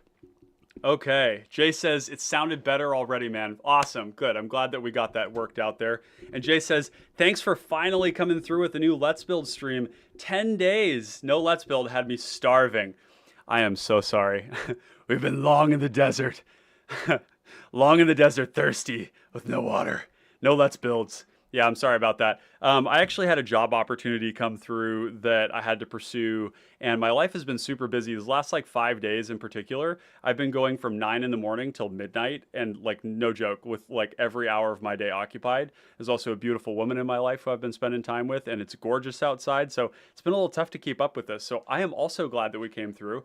The other thing was that there wasn't anything like on my list that I was really inspired about, and I don't want to like go live with something that I'm not like really excited about. You know, I want to bring you all stuff that I'm genuinely interested in, and I don't want to be like faking it, you know. So it was kind of a mix of factors, but I'm glad that you're here, and thanks for joining us. So good to see that there's a demand for what we're doing here.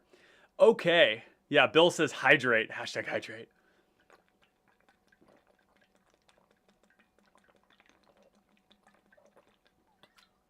It is really difficult to get enough water sometimes. cPDH TV says, my first deck tech is going to be Cormella. So I completely understand that. Yeah, Cormella is cool. I've played against Cormella quite a bit. I haven't been impressed with the current builds of that, mainly because I haven't seen any of them win, and I've never felt like they were the most threatening thing at the table. But that isn't to say that Cormella can't be done right, and I think that Cormella could be done with some sort of more like controlling build where you just use her as like basically ramp, and you use her as basically a like a value ramp spell. Yeah, so let me bring it up on screen for folks here. You can return an instant, or you can see return a target instant or sorcery from your graveyard to your hand. It's also a great blocker, 2/4 blocker in a control deck is great. It gives us Grixis color, which is great for control. So if you do try it out, I would encourage you to explore some control routes with it, because the combos are just, there's so many different ways you can interact with it. It's vulnerable to graveyard hate. It's vulnerable to removal. It's vulnerable to counter spells. It's vulnerable to like just everything, right? And it's just hard to do. So that's my experience. But yeah, I come from a cEDH background, so Cormella to me is meant to be played something like Kess. Yeah, the thing to keep in mind in cPDH is that we don't have that degenerate fast mana paired with all these amazing ways to find things. And that limits a little bit the speed of what we can do. And so either prepare to combo with the ability to defend yourself really well, because people are going to be coming for you, or play control is what I would say. Something along those lines. But Grixis is such a good color combination that if you just took Cormella and you just said, I'm going to build a Grixis good stuff, it's going to be solid. Like, it's going to be a good deck. It'll do things. At that point, though, I would also ask, like, why not play Sidrax's Spectre? That's a bit more mid-rangey, though, because you want to be, like, attacking and attritioning people's hands, and you get the value out of the command zone. You can flicker the commander to reset the Undying so that you actually just get the commander back, and you play a good bunch of ETBs and stuff. So there you go. Okay. Man, we got a lot of cards to cut. Let's get the... so we have 11 lands in currently. We need to add... I think we're going to be a 35 land deck. So let's go, so 35, we have to put 24 more lands in. So let's do 24 snow-covered mountains, just to fill in that thing here. Today I learned that Izzet Charm got reprinted as a common. Yeah, Izzet Charm is a decent spell. It's very flexible. I don't find myself keeping it very often because Spell Pierce is like limited playability. The 2 damage does kill combo creatures. So I guess you should always ask yourself, what am I doing with this card? Why is it in the deck? Is there something that would do it better for the slot, right? Because it's not just like, is the card good? It's like, does it accomplish what you want the deck to do? Because you're paying a little bit more mana for all those effects. But it is instant speed, it is removal, it is a counterspell, and modality is amazing. So definitely a card to keep in mind when you're building a deck with red and blue in it. Okay, 173 cards. We have to cut 73 cards. Okay. So what we need to know is, what is our balance of stuff? Let's do token. Let's do wide for stuff that makes us wide. And let's do tall.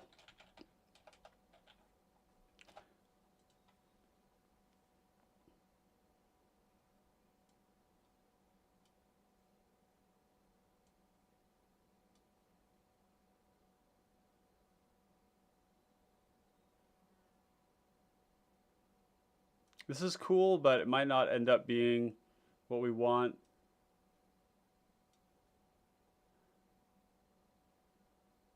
Bronze Walrus probably doesn't ultimately make the cut. Like, there's going to be so much more we want to be doing here. Plasma Jockey is a cool card too. I like that this is going to make things not block, and we can blitz it to draw a card, which is pretty sweet. But I don't know if it makes the cut. I just want to make sure we have a nice, robust early game curve here of creatures. so that we can actually like aggress on people like the deck wants to do. 13 protection spells is probably 3 too many, which means it's probably Moonlit Strider. But I really love how this is like a free protection spell for Nahar. If we put this into play, like it's just gonna sit there, right? And it's not gonna die to sweepers like Benevolent Bodyguard will. So then the question is, which ones do we cut instead? I also am not gonna cut Stave Off or any of these other like Chomanos, Benevolent, Ward of Lights, because they're interaction. We can use them on our opponent's creatures. Blessed Hippogriff is great, but it's giving flying to something. I mean, this is like exactly what we want to be doing. It's like everything. So like a lot of these cards are just so good that maybe we just keep them all. Like these are protection spells that just come with our creature base. So maybe we just leave this alone, because these are really creatures that happen to also be doing protection. Hoarding Ogre is starting to look a little bit weird. I like that it's creature ramp though. So all of these here, all 19 of these are probably not going to make it. Okay, some of these cycling creatures here can go. This one's 4 power. This 5/5 is like impossible to put into play off of anything other than a reanimation spell. Imposing Vantasaur we can put into play and we can draw with it, and it's vigilant. That's really nice. Lava Serpent is drawing us a card, which is a little bit different. It's drawing us a card instead of getting us a land, which is also drawing a card, but we want cards, not lands. So we're going to like freely cycle this away, basically.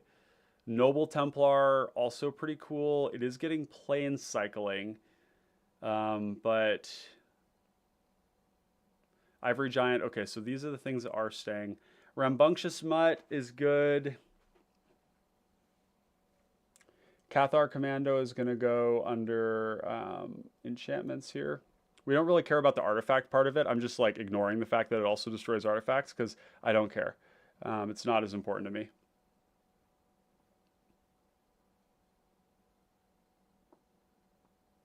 The go wide, go tall. There's definitely tension there. Untagged Instance. Okay, these are going to go. Emerge Unscathed. Lauren's Escape is cool because it's hexproof, which can stop certain things that protection can't. The Scry is really nice, but ultimately we only have so many slots. Your Temple is under attack is really good here. And we kind of need the cards, but I don't know.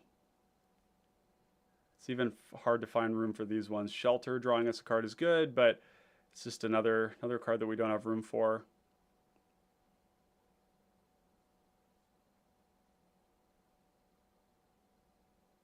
The cycling cards may not make the cut. Molten Monstrosity. So if we reduce the cost by 4, it's a 4 mana 5/5 trample. If we have a 5 power creature, so if Shadowfax gets to 5, then this is a 3 mana 5/5 trample, which is like good, but I don't know if it's good enough in this deck. Like, Molten Monstrosity is disgusting with Dargo.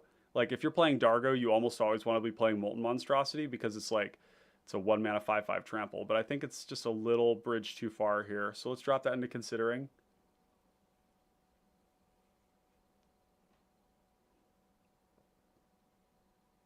Syndic of Tithes can probably also go.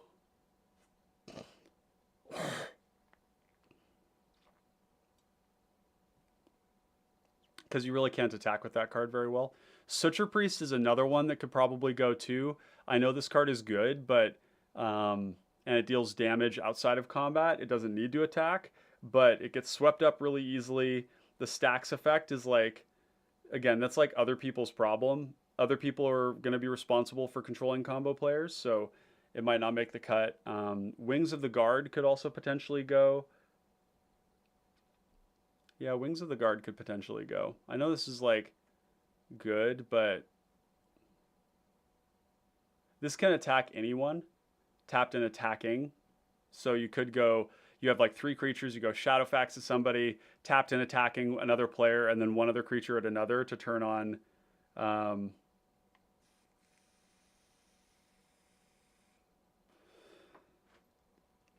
how does that read? Whenever this creature attacks.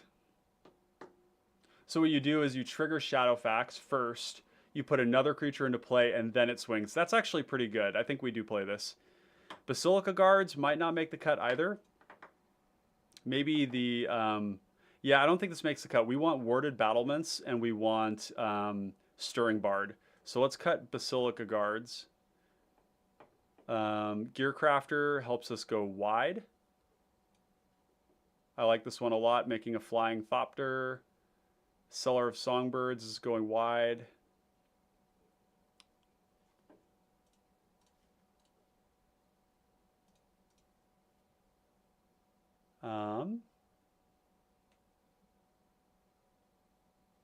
Actually, I'm going to open up Scryfall here real quick.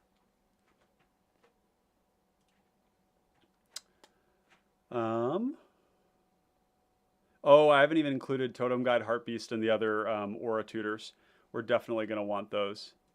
Yeah, these are like almost... these are so good in the deck. Like these tutors that find our protection, they come into play, so they're, you know, they're really nice that way.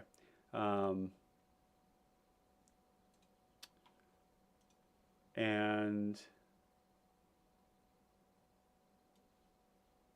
what are the other ones? We're going to do Totem Guide, Heartbeast in draw. We've got Staunch Throne Guard in draw. Shrine Steward. I think these are already in the deck, actually, now that I think about it. Yeah, they are. Okay, good. We've got Macetail, Hysterodon, Histrodon. This one is cycling for 3, but it does have First Strike and Haste, which is pretty sick. So the funny thing is, if we put this into play, the Haste doesn't matter, and it's 7 mana, so we're actually not going to play this card at all. That one's not nearly good enough. Quakefoot Cyclops.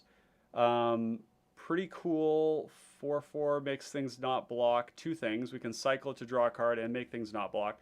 But I think this one's probably also going to go into considering. I have Falconwrath Celebrants in here. This is another way that we can... yep, we have Heliod's Pilgrim in here. Heliod's is right here. This is already in creatures, I believe. Oh, it wasn't. Hanger Scrounger is not going to make the cut. Burning Tree Vandal is going to loot every time you attack, which is pretty cool. And because Riot creatures are great in this deck, because we just put it into play, and then we don't have to give it haste, we give it the counter. So it's coming as a 3/2 that loots. I actually don't think that's going to be good enough for us. Belligerent Guest, though, this one is going to make blood tokens every time with trample, so that's a little bit better. Spirited Companion is a little bit low value in this deck. I'm going to cut that one. We want something that's going to actually do work, right? We could buff it up with tokens to make it better, but I foresee that card frequently just being a 1/1 that sits around and does nothing. So that's not going to be good enough. What else in here? We have Falconwrath Celebrants. This one's great. 2 blood tokens, Menace. If we give it +1 power, we can flip this into play, and then it's a hasty 4/4 with Menace. Custody Squire is pretty good. We don't have control of what we get back, which if we have lands in the graveyard, they can't do lands, so it's artifact, creature, or enchantment. So we're going to get the worst of them, but a lot of times we're going to have cycling creatures in there. So a 3/3 with flying that's like drawing us a card is pretty sweet. Search Party Captain's great. Palace Sentinels. Famished Gorgers. This is exactly the kind of aggressive card I want to be playing in this deck. So high tempo, but we're mostly white, so that red mana might not be all that useful. Yeah, let's cut it. Plasma Jockey, I think, is where we want to be here. It is kind of like, we can't do anything with the sacrifice, so there's no way to get more value off of it. Maybe we'll cut that.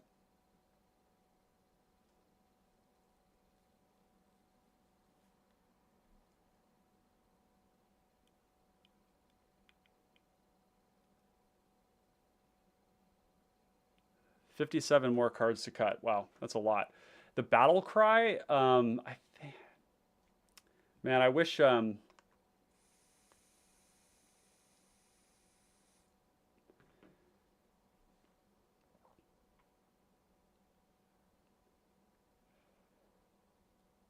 It's interesting. We may need to pick a lane where we actually focus less on cards, like less on card advantage, like maybe like Roving Harper, Ancient Lore.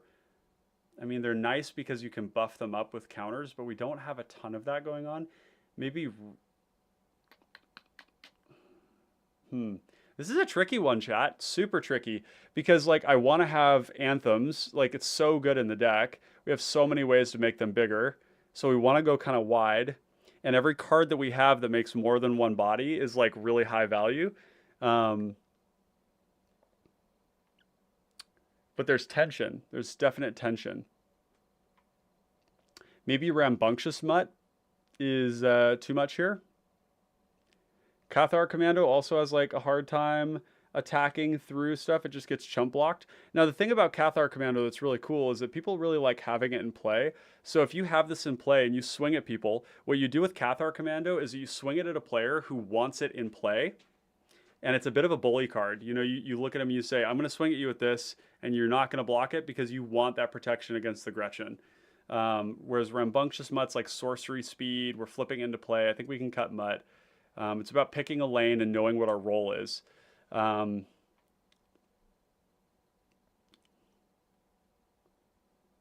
Hedron Crawler is a little bit sad, but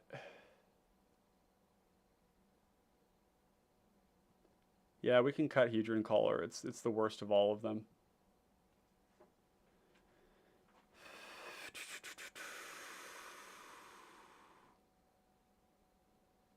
Suture Priest. That's somebody else's problem. This card is not frequently enough going to be easy to put into play.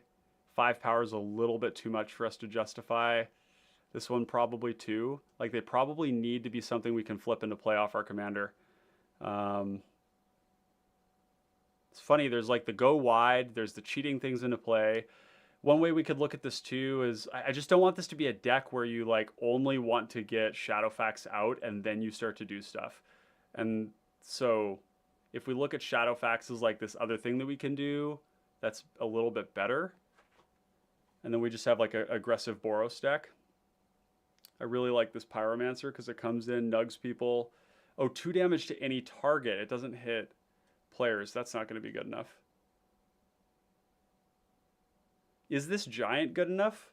Comes in as a 5/5 for free. So it's a free 5/5, probably. You look at somebody who doesn't want to take 5. Or the funny thing is you could look at somebody and say, you're okay taking the 5. Would you like to deal 5 to somebody else and take the 5? I like that actually. That's spicy. Knight of Old Benalia.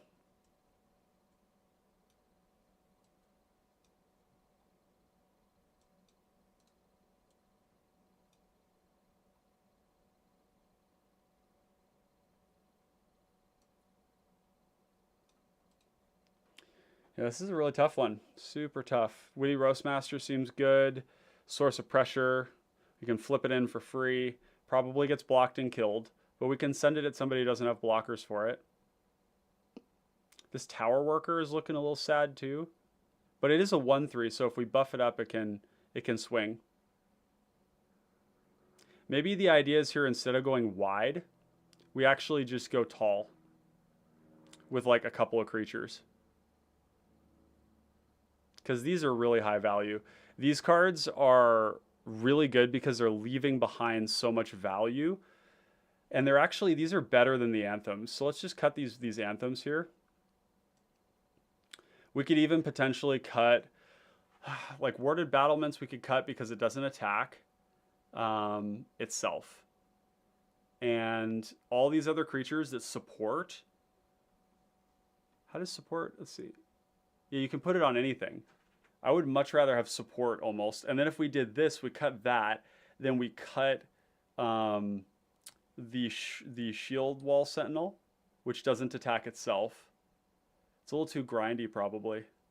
Let's cut Shield Wall Sentinel, because now we don't really have a whole lot of walls. Let's cut Warded Battlements. I know this card is good, but let's just focus on something different here. I want this curve here to be more robust in this zone. I also want there to be things to put into play off of Shadowfax that feel good.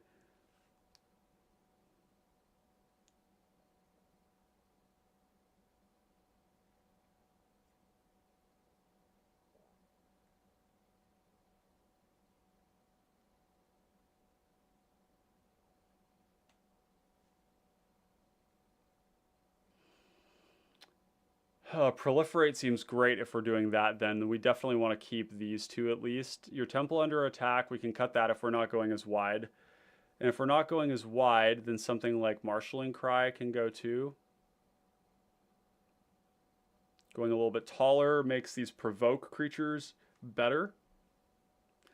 Makes Steadfast Unicorn a little less good, although the fact that we can just sink our mana into this is so good. So good. If we flood out and we have this, we can like crack it twice. Make everything nice and vigilanting. Scophos Reaver is nice because it's low on the curve, and it's actually not 2 mana in this deck. Let's cut it for now. We don't have any Madness enablers. It's best when it's a 2 mana 4/3, and we're not going to be able to make that happen. Goblin Matron is looking like it has no hits in the deck currently except for Witty Roastmaster, which is a very good hit. And we could just put... oh, whoa, that's really cool. Goblin Matron can find Crib Swap. It can also find... damn, that's actually really sick. It also finds Irregular Cohort. That's really sick. Because the Irregular Cohort is a goblin. Yeah, I think we definitely play Goblin Matron. There's too many good cards. So if we're not going as wide, though, then we can cut Seller of Songbirds. And we can cut Gearcrafter, even though they make flyers. These are all really high value. Irregular Cohort we just cast. Could play Tarfire too if you wanted to go that route. Yeah, Tarfire is good. The only thing about Tarfire though is that it's just 1 mana. It's just a shock. And I think if we're tutoring up removal, we're gonna get Crib Swap instead, or it's just Crib Swap. We could play the Rebel pacifism as well.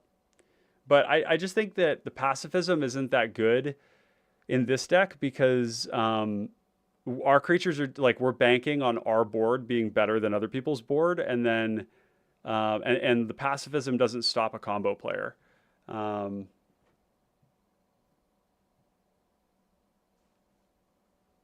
Hoarding Ogre is starting to look a little bit awkward.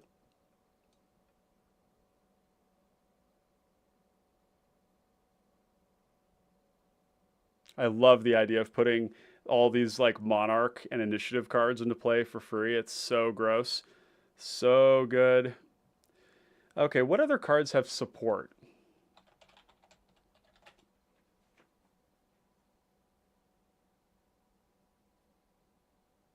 Wow, this is so much worse than this.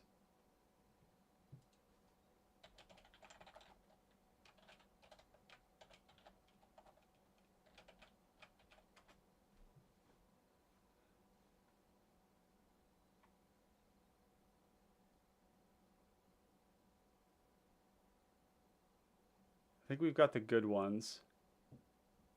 Yeah, we've got the good ones. Like a small package of those is fine. Still have to cut so many cards. So the funny thing is our curve actually should be about 50-50. We want stuff that we can put into play early, and then we want stuff to reward us for playing this card, this commander. Right? So the fact that this is the way it is actually fine. So we just need to start cutting cards. And this is like 18 cards. That would get us down to 20 more cuts. So let's cut Imperial Tactician, because that's an anthem. We don't need it. We don't need these anthems. We might want the 2/2s that make the 2/2s. Because 2/2s are better for sure. Knighted Mirror is really cool with the support, but we don't have a ton of it. I mean, a double striker is so powerful. Double strike is so sick, and this thing can make its own counter. This is a great card. Just becomes a 3/3 double striker. Oh, it's whenever one or more counters are put on it, you get double strike until end of turn. Only end of turn. That's not good enough. All right. Gallant Cavalry is good. Ill-Tempered Cyclops, I think we are going to cut. It's like a lot of work. This makes buffs up creatures with lesser power. So if we only have our commander in this, it doesn't mentor. So we'll remove that.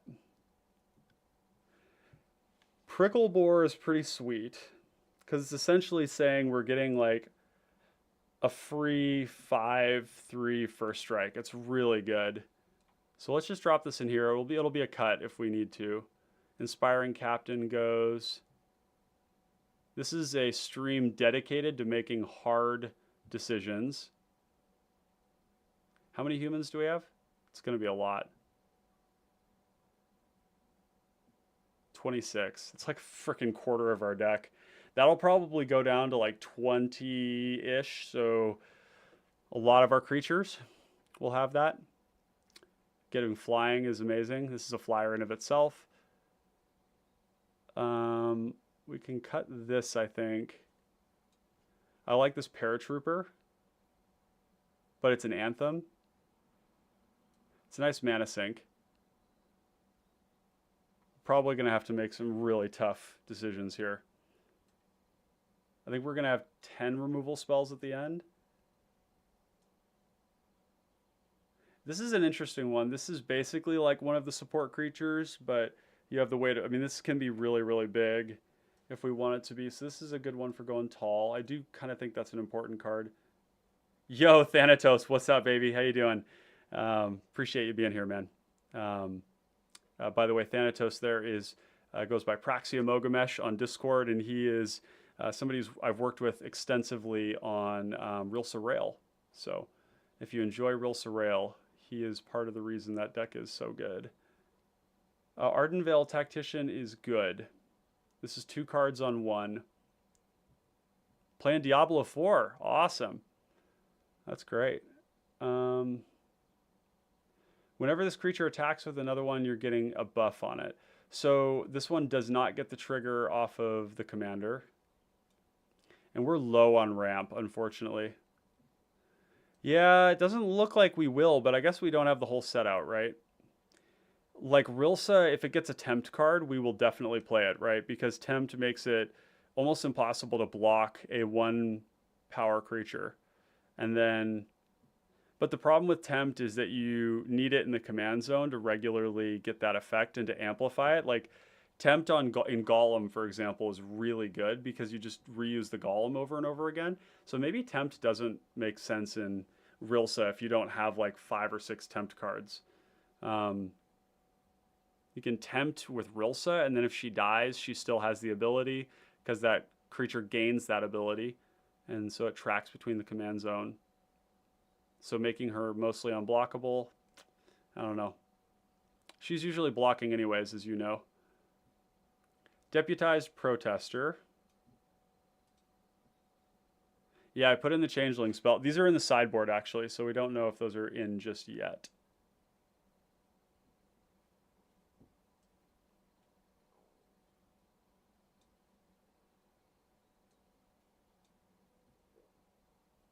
And then we have all these cards that go kind of wide-ish.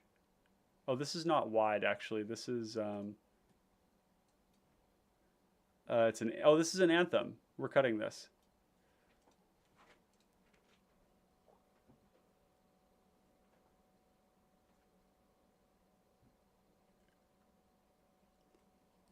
We need more ramp. There's no way to get around it.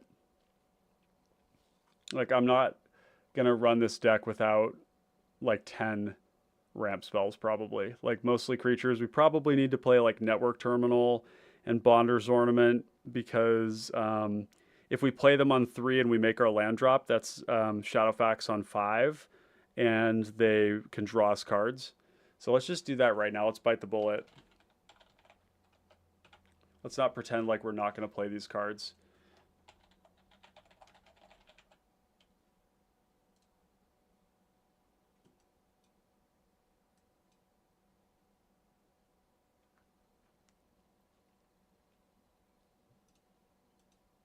This is actually not draw. This is, that's ramp.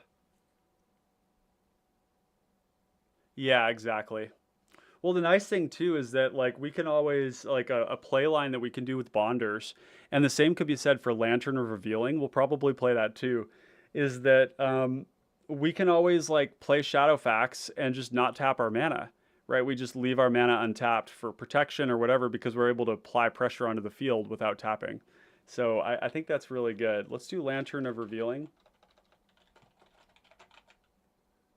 as well.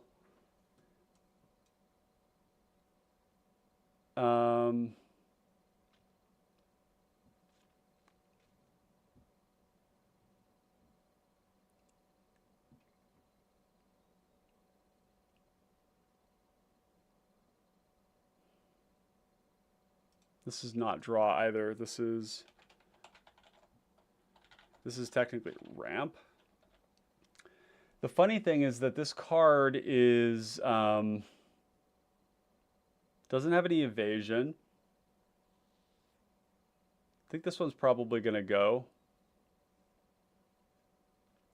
We could also cut Pilgrim's Eye, but I like that this has evasion. That's kind of important to me because we're going to be like, we can buff them up. They're going to be able to attack even when the board is stalled, which is kind of where like Roving Harper and Search Party Captain are like, you know, we're going to have to make them bigger for them to be good. We really want evasion. That's super important. Evasion or a thick butt. Thick butt. Big booties.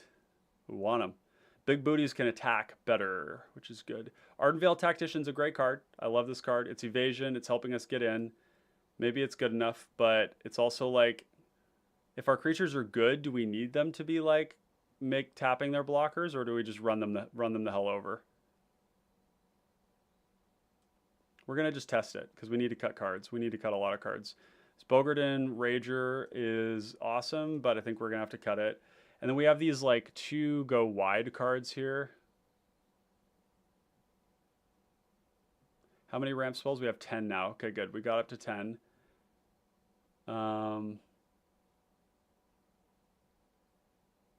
We have 8 removal spells.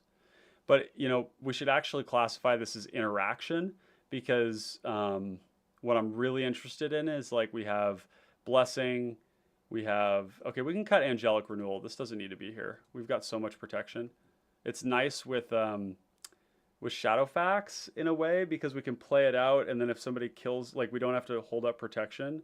We can just run it out. That's like good enough. That's plenty good.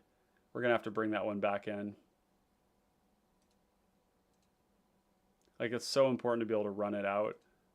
Same with Moonlit Strider because they don't know what we're going to put into play. So if they're like, okay, let's just see what happens and we could get this, then they actually can't profitably target it. I'm not going to lie, Hatcher's not going to make it. They don't have any power. Basilica Shepherd is pretty cool because it flies. And these 1/1s we could try to buff up. But maybe there's an argument for this card not being good enough too. Because like Soul of Migration is a totally different story. It's making birds. Oh, we don't even have Battle Screech in here. Battle Screech is very good in this deck. Basilica Shepherd probably doesn't make it. Irregular Cohort does because it's like all these things. It's a horse, it's tutorable, it's 2 bodies, they're 2/2s. Yeah, it is a 3/3 that gives you 3 free mana. I don't know if that's good enough, though. It's 4 bodies, which is so much. I just don't know where else we cut, you know? I just don't know where else we cut. Because so many of these cards are so good, like Tabaxi Tuccaneers. Like, I don't know, maybe this crap. Like, how many cycling cards do we have now? Maybe the reanimation stuff isn't good enough.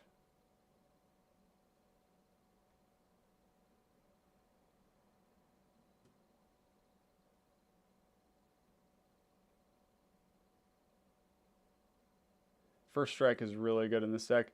Sigiled Sentinel, it's good. The counters are really good on backup because it's going to allow us to flip stuff. Yeah, you said you wanted ramp. Nah, you've got me there.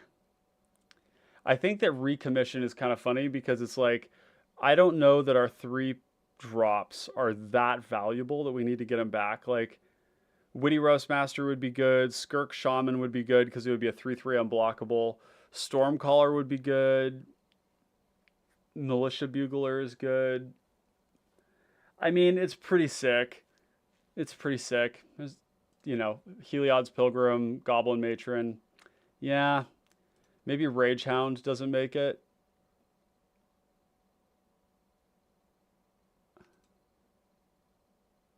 Yeah. There's also a world where our commander maybe is too expensive and somebody kills it and then we just try to reanimate it. That's super sketchy though. I don't like that at all. That's not, we shouldn't, it's bad thoughts. Bad thoughts. Don't think about that. That's not, it's not reliable. If the commander gets stuck in the graveyard, we're completely boned. And if somebody's like, oh, cool, I can like completely deny this person their game plan, they will do it. I will do it. Um,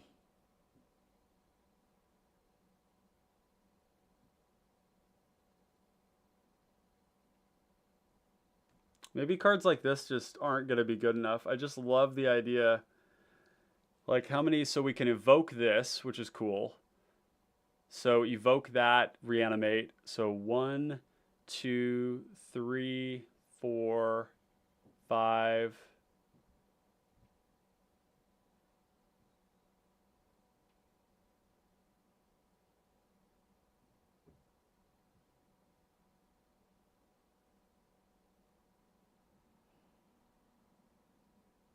There's like 5 big creatures that we can cycle into the graveyard.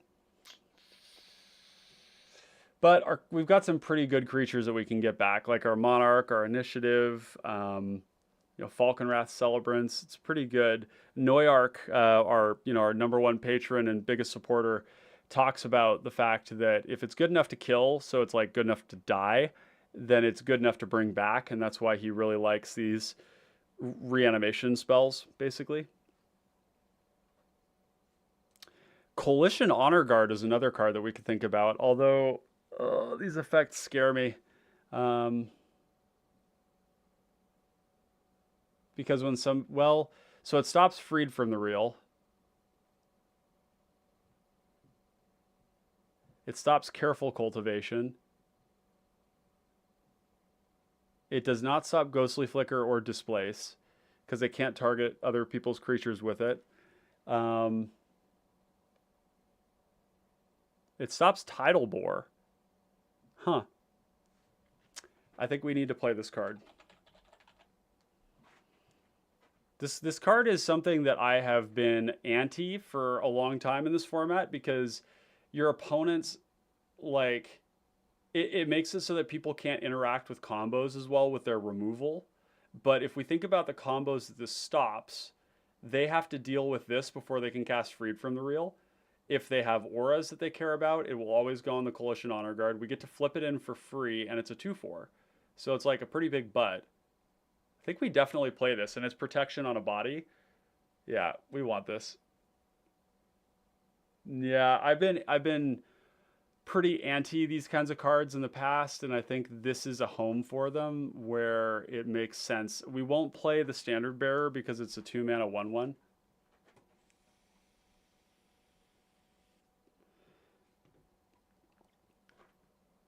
Look at how many cuts we have to make. Pilgrim's Eye, probably. Well, maybe we keep things like Pilgrim's Eye, but we drop something like Roving Harper.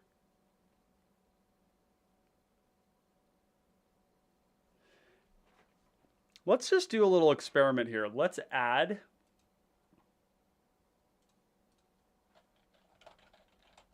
So if we add, yeah, we've got Angelic Intervention. We're going to add 10 mountains for a second, and we're actually going to, does it 10 or does it need to be more? Let's just add a couple more here, and we're just going to run this into playtest as if we're at 100 cards, and then we're going to amplify the lands to just see how these turns play out. This is a great opening hand. We definitely want to draw more lands. This is going to go... and then we're just going to pretend like our mana is perfect for this. So let's just get mountains here. We know that would have been a plains, but okay, get that. We're going to run out the Porcelain Legionnaire. No lands here, so that's not working.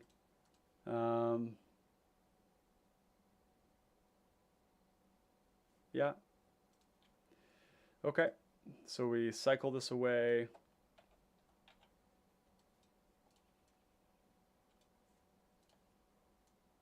Nice, we've got some good ramp to back this up with. So we'll go, this is a great turn 2 play. And then turn 3, we're probably going to go the Tower Worker because we'd like to have a creature to attack with. Maybe nug somebody for 1. And then this one here, we can already cast Shadowfax, but we want to do that with protection up with Apostle's Blessing. So we'll do 2. Cast this Lantern of Revealing. We have 3 mana. We'll go 1, 2, 3. And we'll go 1, 2, 3, 4, 5, 6. So we'll probably play Goblin Matron. Are there any big goblins we want to put into play? Like,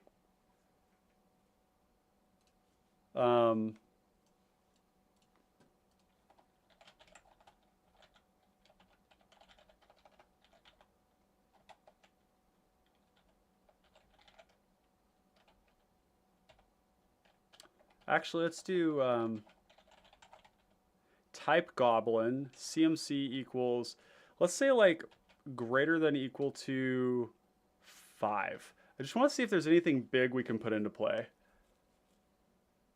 Like swarming goblins. Oh, Dark Dweller Oracle does seem sweet for card advantage. A lot of our stuff we're not going to want to sacrifice though. This is like, it's okay. It's 4 power too. It's like harder to flip into play.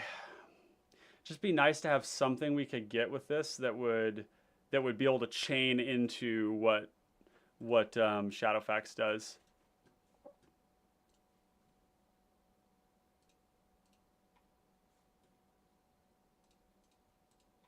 Okay, so let's go and we'll view library and let's see what we can find with this that we want. So we probably want irregular cohort.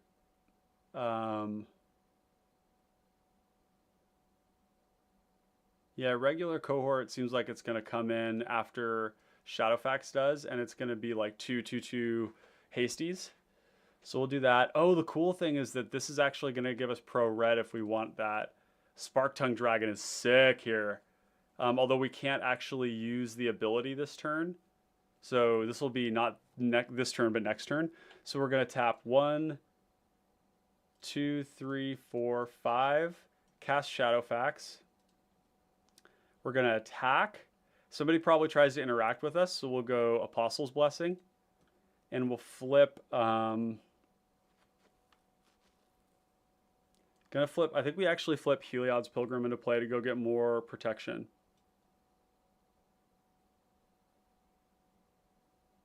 We could also go more aggressive. Maybe the only point of interaction was the person who was nervous about us, and then we stopped them.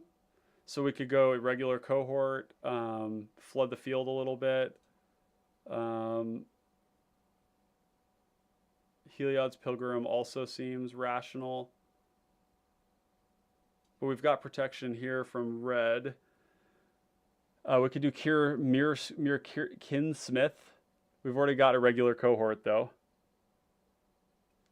So I think we just go Heliod's Pilgrim and get Benevolent Blessing.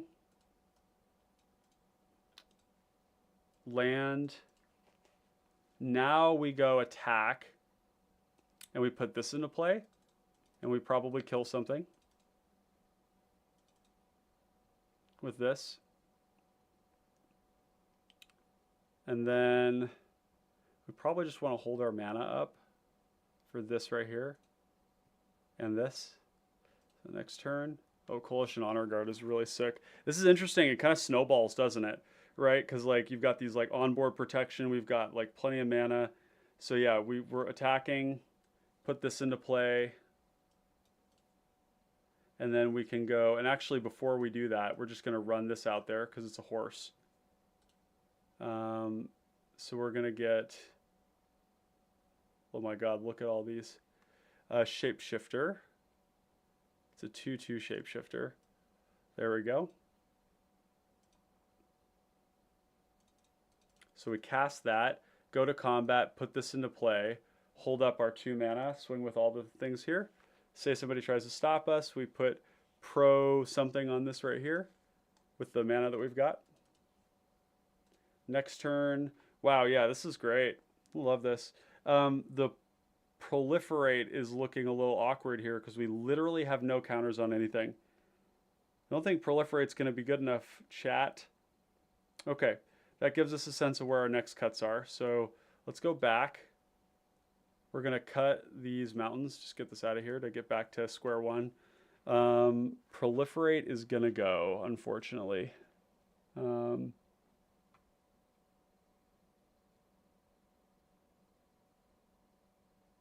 Where is it?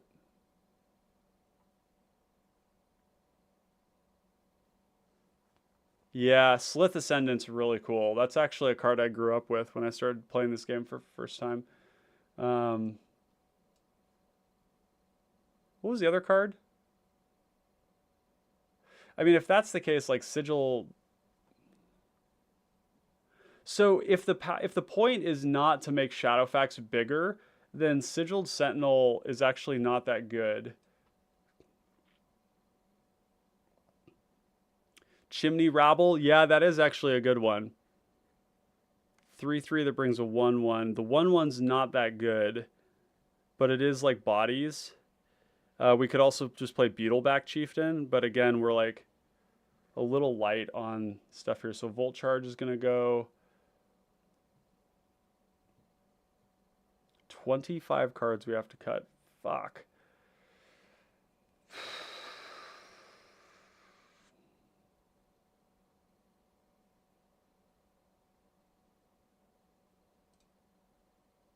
Like, these bodies are pretty good and they're vigilant, but we got to make cuts. So it's going to be this Pegasus. It's going to be Gallant Knight, Gallant Cavalry, the Knight of the New Coalition.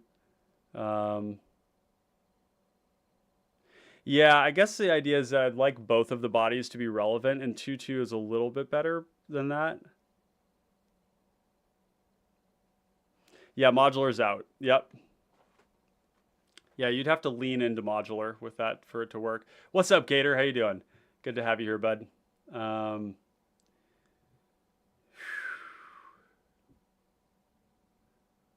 Recommission seems like it's going to be good. Okay, so we have Scaretiller. Let's talk about Scaretiller. Scaretiller works well with 1, 2, 3, 4, 5, 6, 7, 8, 9 of our lands.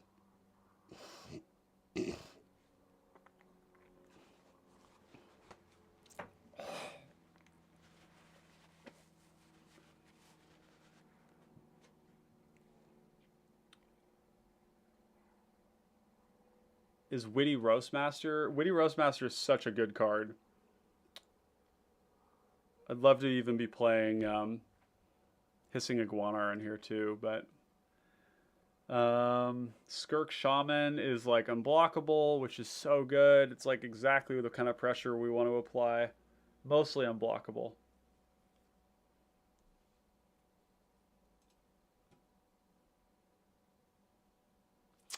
You know, in all honesty, the cards that like these like roving Harper cards are like kind of awkward because like when you attack with them, are they really getting through if they're not big? You know, they're just like a 2/2 on the ground. Like I'd almost prefer Pilgrim's Eye, right? Because it's evasive, right? We can actually continue to attack with it. Or something that's got a bit of a bigger butt, like Militia Bugler with the Vigilance, Inspiring Overseer with Flying. Like these two are just kind of awkward. A Search Party Captain included, although Search Party Captain is 1 mana, which is good. 1 mana, 2/2 draw card is strong. But we do need the card advantage. Gensai Enforcers could go. Ambush Paratrooper. I mean, that last game, that would have been really good. But 5 mana is also a lot. We want to be doing other things potentially. Maybe Steadfast Unicorn and Paratrooper don't make the cut. Paratrooper's got flying. I think that's the reason why we keep that. This deck is so hard. Ragehound is great. It's so aggressive. We always want to attack anyways. We can flip it into play. If it dies, it can come back. Love that. Court Denizen is good. We're mostly white, so it's like tapping down everybody's stuff. Okay, this is where we're cutting. We're cutting Roving Harper, Priest of Ancient Lore, Search Party Captain. It's so wild. I really prefer evasion over stats, just like fundamentally.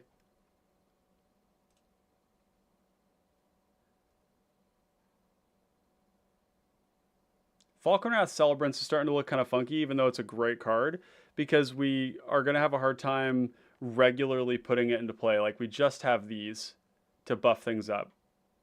So things need to stand on their... We can't just cast it. I love this card, and I don't want to cut it, but we're cutting it. Now I'm really wanting to have, like, more of this. Deep Protection Suite. We have so many. 62 creatures. What is this madness? It's nuts. It's nuts. Crag Smasher Yeti is not good enough. It backs up, though. Boy, that's good. But are we going to hardcast this for 6? And if we don't have +1/+1 counters on Shadowfax, we can't put it into play. We can find lands early on. Let's get rid of it. Gotta get super ruthless.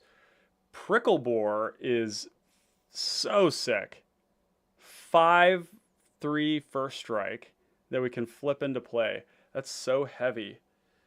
Maybe the Faragax Giant. I mean, this thing is nuts. Like, if I look at somebody, if we want to like kill, and this is uncounterable too. So say we need to apply pressure, and we can kind of like tell the table, hey, I can kill that combo player. Because that's like what we're going to be doing with this deck. That's like one of the big things. I can kill this combo player if you're willing to take 5, and like look at everybody and be like, hey, who wants to do it? And then if not, then we're getting a free 5/5. But I think sometimes you're going to be able to leverage that to like kill a player.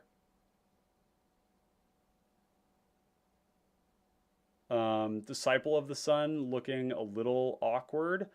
I like this card. It's very good. It's high value. We're drawing a card off of it. The lifelink is good, but it's another source of like card advantage that's also good, but it also requires something to be dead in the graveyard. I think we're going to get rid of that.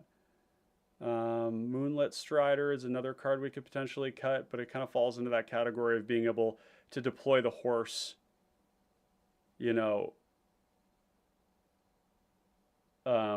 safely.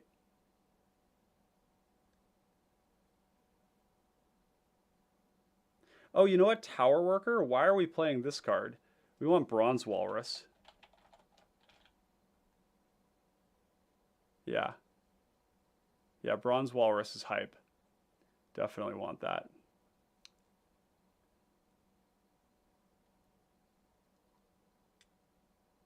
Do we not have Impact Tremors? Oh, God. This is a card that consistently wins games.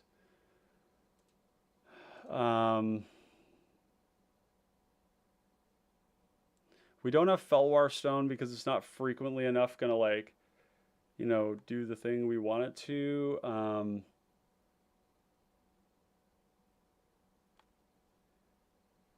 Yeah, Impact Tremors is money. We play that for the same reason we play Witty Roastmaster.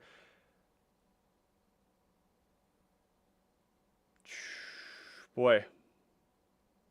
Yeah, it says 260 here for this one. $12 $12 for the foil. I just got a foil Firebrand Archer and it was like $15. Crazy. Goblin Legionnaire could technically go to. I just love that this card just sits out there. It can go face, you know. Gator's got a lot of like you've got a ton of experience with this card.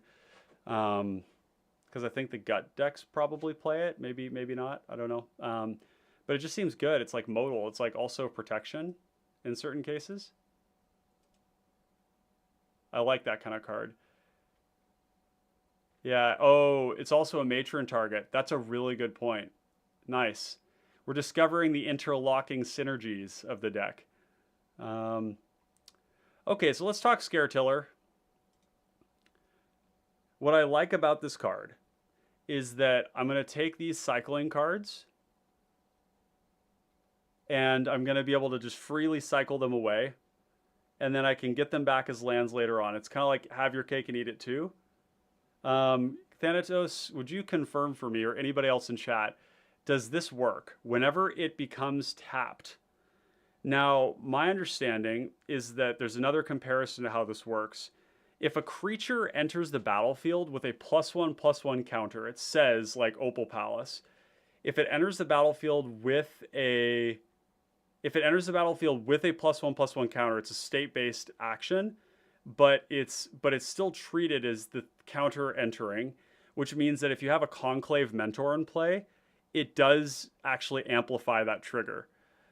And it seems kind of the same thing with Scaretiller. When it becomes tapped, so it's like entering tapped, so it's entering tapped. So it's not like it's entering and then becoming tapped, right? So this is actually not doing what we want it to. Yeah, I think this doesn't go. Unfortunate. I think that means then we probably want to cut. So we have Ash Barrens is good. Let's see, 1, 2, 3, 4, 5, 6, 7, 8, 9 tap lands. I don't think we can pull that in this deck. So we'd probably end up cutting. So like the Fair Basilica is nice because when we flood, well, we can play these, you get them early and late, but it slows us down early and then late we can cash them in. You get to have your cake and eat it too.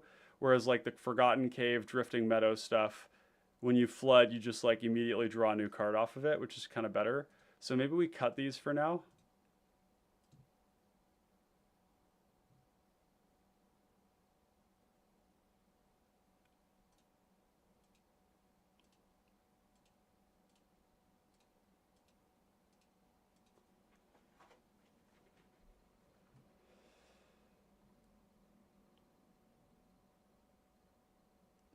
Yep, the cards that are coming into play attacking do not trigger the certain cards if they read they are attacking. Yep. Yeah, that makes sense. It's just a matter of like the tapped thing too, because it's a little bit convoluted. 14 more cards, chat. Go through the list. Help me figure out what they are, because we need to wrap this stream up. I've got some partying to do tonight. We could do Skirk Shaman.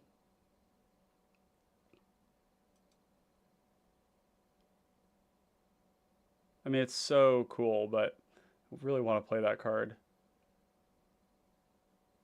Mere Kinsmith is a card that is really good. Yeah, irregular cohort, all that stuff.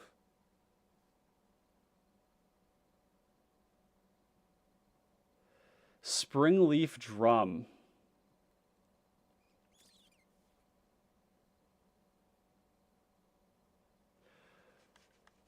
You know, Springleaf Drum, like, I want to be attacking is the thing.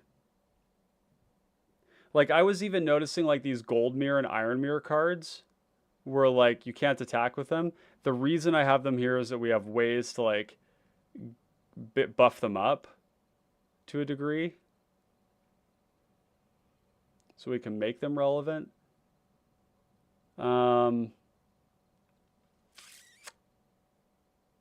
Like, I just kind of want more bodies. But, I mean, there could be an argument that these should just be like a resilient rock. You know, just some rock. Like a Guardian Idol. Guardian Idol is actually a creature, too. I'm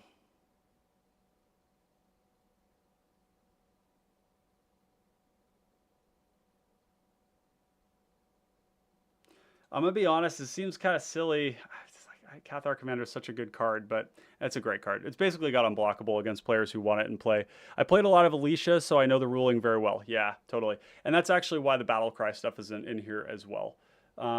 We could shave on this. Maybe we don't play Resurrection. Is it important that we get any creature back over Recommission? Because our curve at 3 is like half of our creatures. It's like 30 creatures. And there's a lot of really good ones like Heliod's Pilgrim, Wings of the Guard, Goblin Matron. These are all like pretty high value spells. Resurrection could potentially go.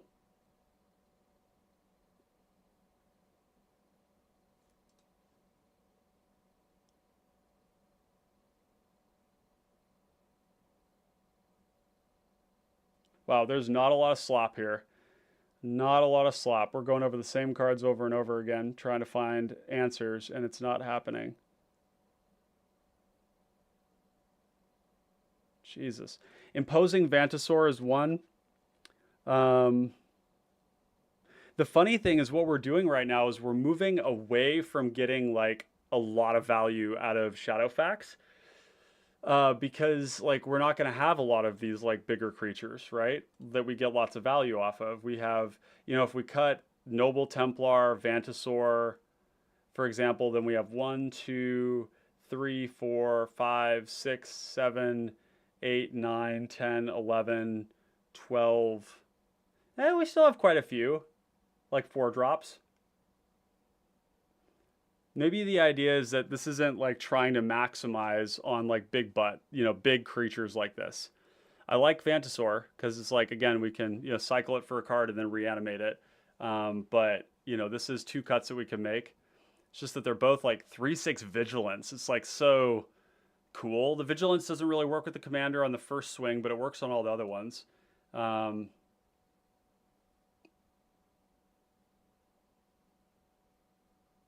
What a tough call. Stormcaller technically could go. It just seems like such an aggressive card in a deck like this, and I really like that. It's like 6 damage, plus the 3 that it's going to deal each time it swings.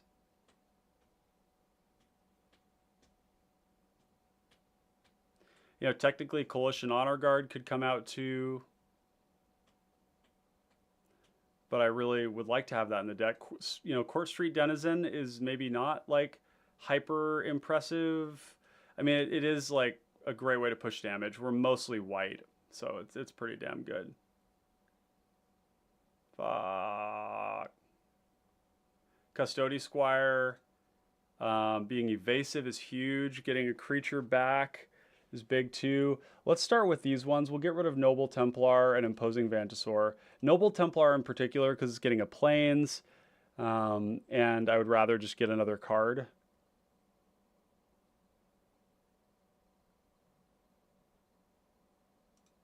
If we don't have our commander, Moonlit Strider is pretty awkward, but the idea is to have our commander. So definitely feels bad if Shadowfax gets countered. There's definitely that. But we're in Boros. There's not much to do about that if somebody thinks we're a problem. Porcelain Legionnaire is really good. I think we do keep this. Ay, ay, ay. Ay, ay, ay.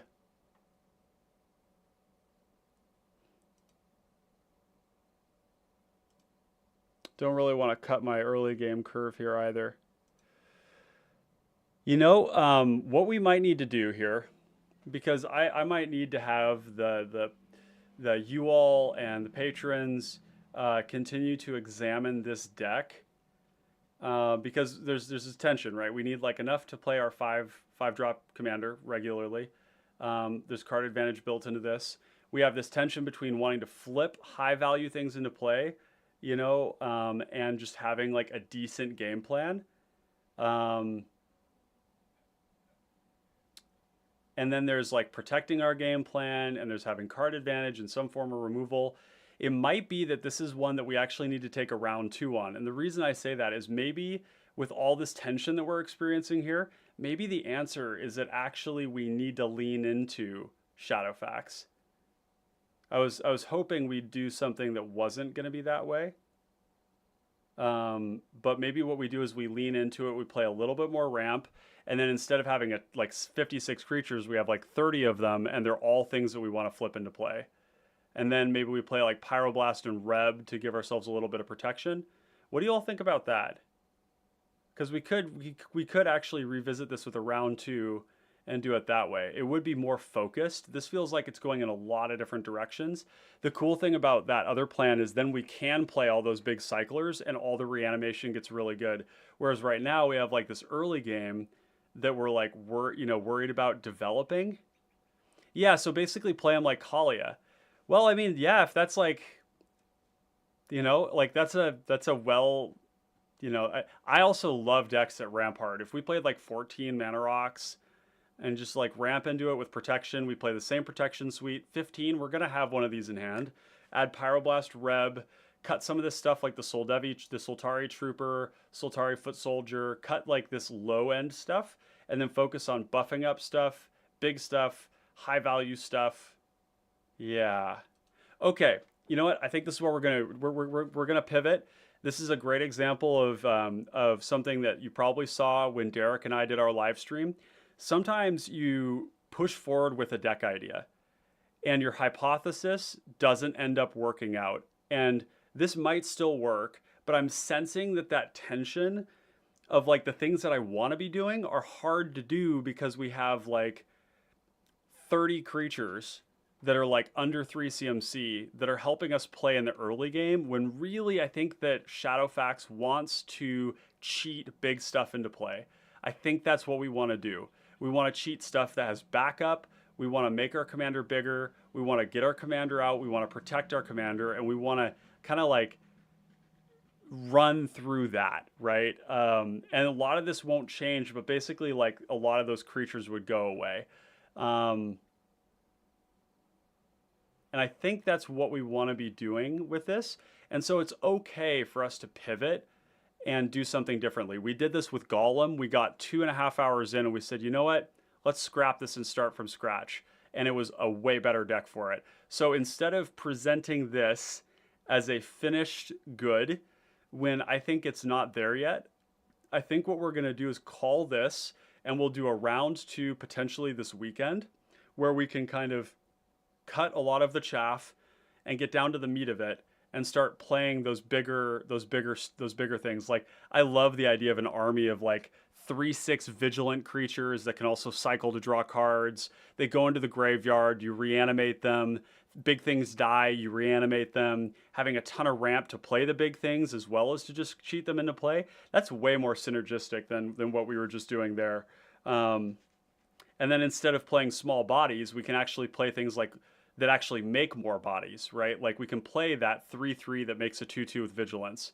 That's the way to do it. Okay, that's what we're gonna do. So hope you all aren't disappointed. If you are, I don't have control over that. But this is the process, right? This is messy. This is how it's got to go to get to a good deck that I'm proud of putting in front of you that you all can run with. So with that said, we're gonna wrap things up. If you have enjoyed what we have done today, if you've enjoyed this live stream, what I want you to do is make sure you leave a like below, comment if you have any feedback for me. You can also message me on Discord if you have anything you want to share privately. Make sure you subscribe to the channel, and of course hit the bell icon if you want to be notified when we're going live at unscheduled times. It's a great way to do it. If you're interested in joining the Patreon, you can go to patreon.com/Common Connoisseurs to get access to a host of great benefits, including the ability to gain access to the pre-list before the show, which I'm going to be making a consistent thing from now on. I'll be posting that list for the supporters, and they'll get to advise, they'll get to add cards, they'll get to contribute to it in a way that you won't if you aren't part of the Patreon. We have cheap Patreon subscriptions as well, all the way down to $2 a month. So consider checking that out and contributing in that way. The list is in the description below. If you have any thoughts on it, you can also send those to me if you have any ideas there. And yeah, it's been great having you all here. Thank you for all of your great ideas, all of the commentary, all of the feedback. And yeah, Connoisseurs of Fine Common Cardboard. Good afternoon, good evening, good night, wherever you are. and we'll catch you on the battlefield. Peace.